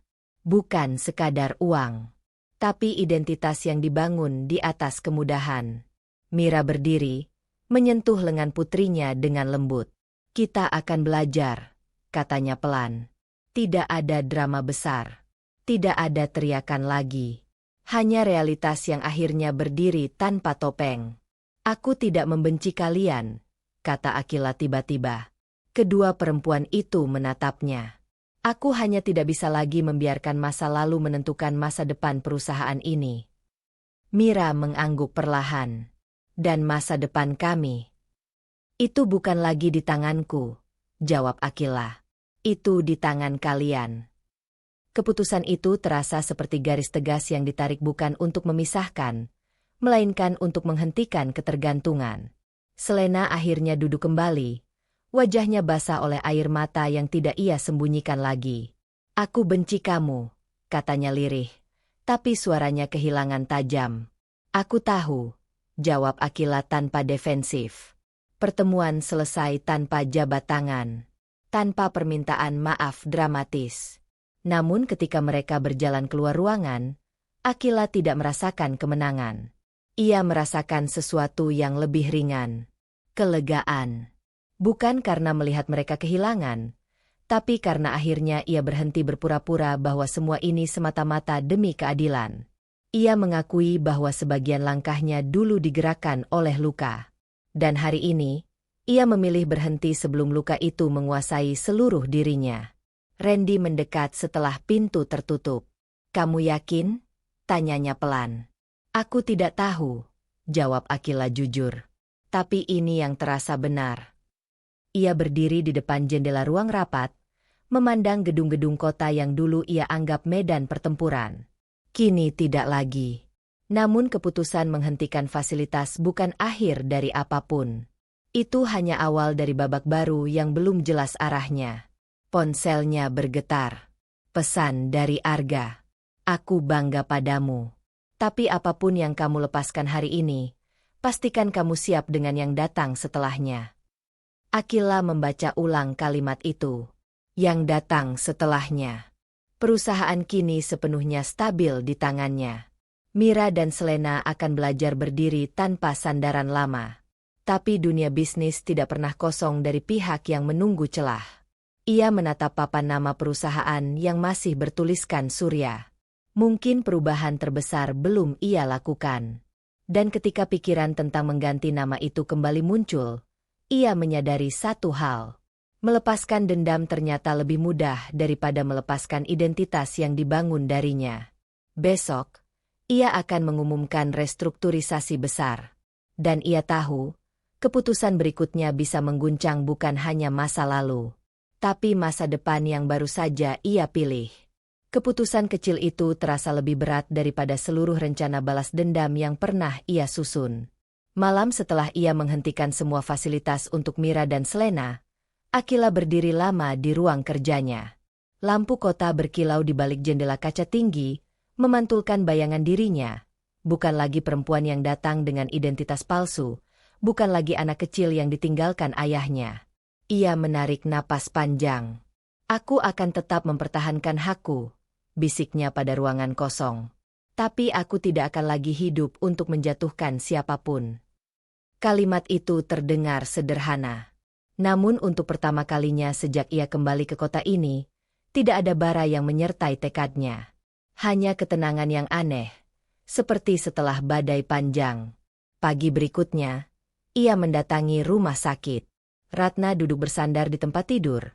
Wajahnya masih pucat tetapi sorot matanya jauh lebih hidup dibanding beberapa hari lalu. Perempuan itu tersenyum ketika melihat Akila masuk tanpa ekspresi keras yang biasa ia pakai sebagai tameng. Kamu sudah memilih? Tanya Ratna pelan. Akila duduk di kursi samping ranjang, menggenggam tangan ibunya. Aku memilih hidupku sendiri. Ratna menatapnya dalam-dalam, seolah memastikan tidak ada sisa kebencian yang terselip di balik kata-kata itu. Bukan hidup yang kamu pakai untuk membalas Surya. Bukan. Suara Akila mantap. Ayah sudah pergi. Yang tersisa hanya kita dan masa depan. Aku lelah hidup dalam bayangannya. Nama Surya tidak lagi terasa seperti duri yang menusuk. Hanya seperti lembaran lama yang akhirnya dilipat rapi. Ratna menutup mata sejenak. Air mata menetes di sudutnya. Ibu takut kamu akan mengorbankan dirimu untuk luka yang bukan kamu buat. Aku hampir melakukannya, jawab Akila jujur. Tapi aku tidak ingin mengulang kesalahan orang dewasa yang dulu melukai kita. Ratna tersenyum, tipis namun penuh makna. Senyum itu bukan kemenangan, bukan juga kelegaan semata. Itu adalah restu. Arga berdiri di luar ruangan, menunggu tanpa mengganggu. Ia tidak lagi datang diam-diam seperti sebelumnya. Ia datang sebagai laki-laki yang memilih tetap tinggal meski tahu semua kebenaran. Ketika Akila keluar, tatapan mereka bertemu. Aku sudah tidak menyembunyikan apapun lagi, kata Akila lebih dulu. Kalau kamu masih ingin berjalan bersamaku, kamu tahu siapa aku sepenuhnya. Arga menghela napas panjang. Luka di matanya belum sepenuhnya hilang, tetapi tidak lagi disertai kemarahan yang membakar. Aku tidak marah karena kamu kuat, katanya. Aku marah karena kamu tidak mempercayaiku. Aku tahu. Akila menunduk sesaat, lalu mengangkat wajahnya kembali. Aku tidak bisa meminta waktu diputar ulang, tapi aku bisa berhenti bersembunyi. Hening menggantung di antara mereka, bukan hening yang canggung, melainkan hening yang sedang menimbang masa depan. Aku tidak ingin menjadi bagian dari permainan kekuasaan, lanjut Arga. Kalau kita bersama, itu karena kita memilih satu sama lain. Bukan karena posisi, bukan karena warisan. Akila mengangguk.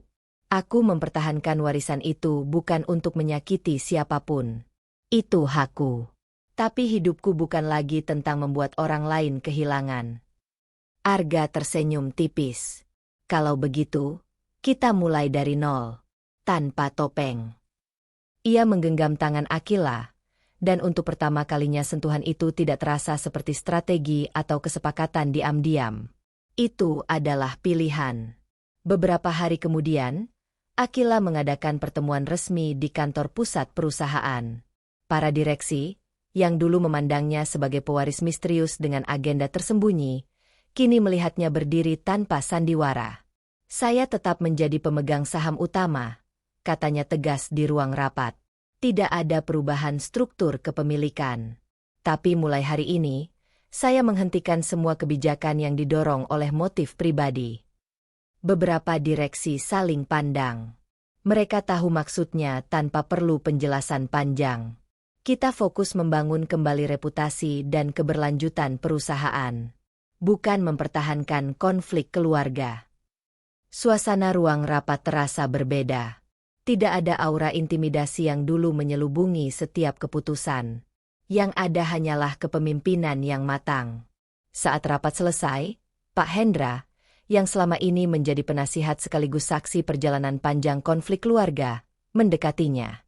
Kamu berubah, katanya pelan. Aku berhenti berperang, jawab Akila. Pak Hendra mengangguk, seolah beban yang ia pikul bertahun-tahun akhirnya sedikit terangkat. Di sisi lain kota, Mira duduk di ruang tamunya yang kini jauh lebih sederhana. Tidak ada lagi deretan mobil mewah, tidak ada lagi staf pribadi yang siap melayani. Selena berdiri di depan cermin, wajahnya sembab setelah berhari-hari menolak kenyataan. Dia menghancurkan semuanya, bisiknya. Mira menatap putrinya. Untuk pertama kalinya, suaranya tidak terdengar angkuh. Tidak, kita yang menghancurkan diri kita sendiri. Selena terdiam. Mira mengingat kembali semua keputusan masa lalu. Bagaimana ia menutup pintu untuk Ratna, bagaimana ia membiarkan konflik membesar. Tidak ada yang bisa diputar ulang. Sekarang pilihan ada di tangan kita, lanjut Mira lirih. Bukan di tangannya. Itu bukan pembenaran. Itu pengakuan. Sore itu, Akila berdiri di balkon rumahnya bersama Arga. Angin membawa aroma hujan yang akan turun. Apa kamu menyesal? Tanya Arga pelan. Akila memikirkan pertanyaan itu dengan jujur. Ia menyesali waktu yang hilang, energi yang terbuang untuk kebencian. Tapi ia tidak menyesali pelajaran yang membentuknya. Tidak, jawabnya akhirnya. Kalau aku tidak melewati semua itu, mungkin aku tidak akan pernah tahu siapa diriku sebenarnya. Ia menoleh pada Arga. Balas dendam memberiku rasa puas sesaat. Tapi memaafkan diri sendiri, itu yang membuatku bebas. Hujan mulai turun perlahan, membasahi kota yang pernah menjadi medan perang emosinya. Akila menyadari sesuatu yang sederhana namun mendalam. Surya tidak lagi mengendalikan hidupnya, bahkan sebagai bayangan. Mira dan Selena bukan lagi musuh yang harus dijatuhkan. Arga bukan lagi alat untuk membuktikan sesuatu. Ia memilih. Memilih untuk mencintai tanpa topeng. Memilih untuk memimpin tanpa dendam. Memilih untuk berjalan tanpa rantai masa lalu. Di bawah hujan yang semakin deras, Akila menggenggam tangan Arga lebih erat. Untuk pertama kalinya, langkahnya menuju masa depan terasa ringan. Bukan karena luka itu hilang, tetapi karena ia berhenti membiarkannya menentukan arah. Dan di kejauhan, Ratna menatap langit dari jendela rumah sakit dengan senyum tenang. Tahu bahwa putrinya akhirnya benar-benar bebas. Karena pada akhirnya, bukan siapa yang paling kuat yang menang, melainkan siapa yang berani melepaskan luka dan memilih hidup dengan hati yang utuh. Kalau kamu menikmati perjalanan Akila dari dendam menuju kebebasan, jangan lupa tekan like dan tulis di kolom komentar. Kamu membaca dari daerah mana? Aku ingin tahu, dari kota mana saja kisah ini sampai ke hati kalian.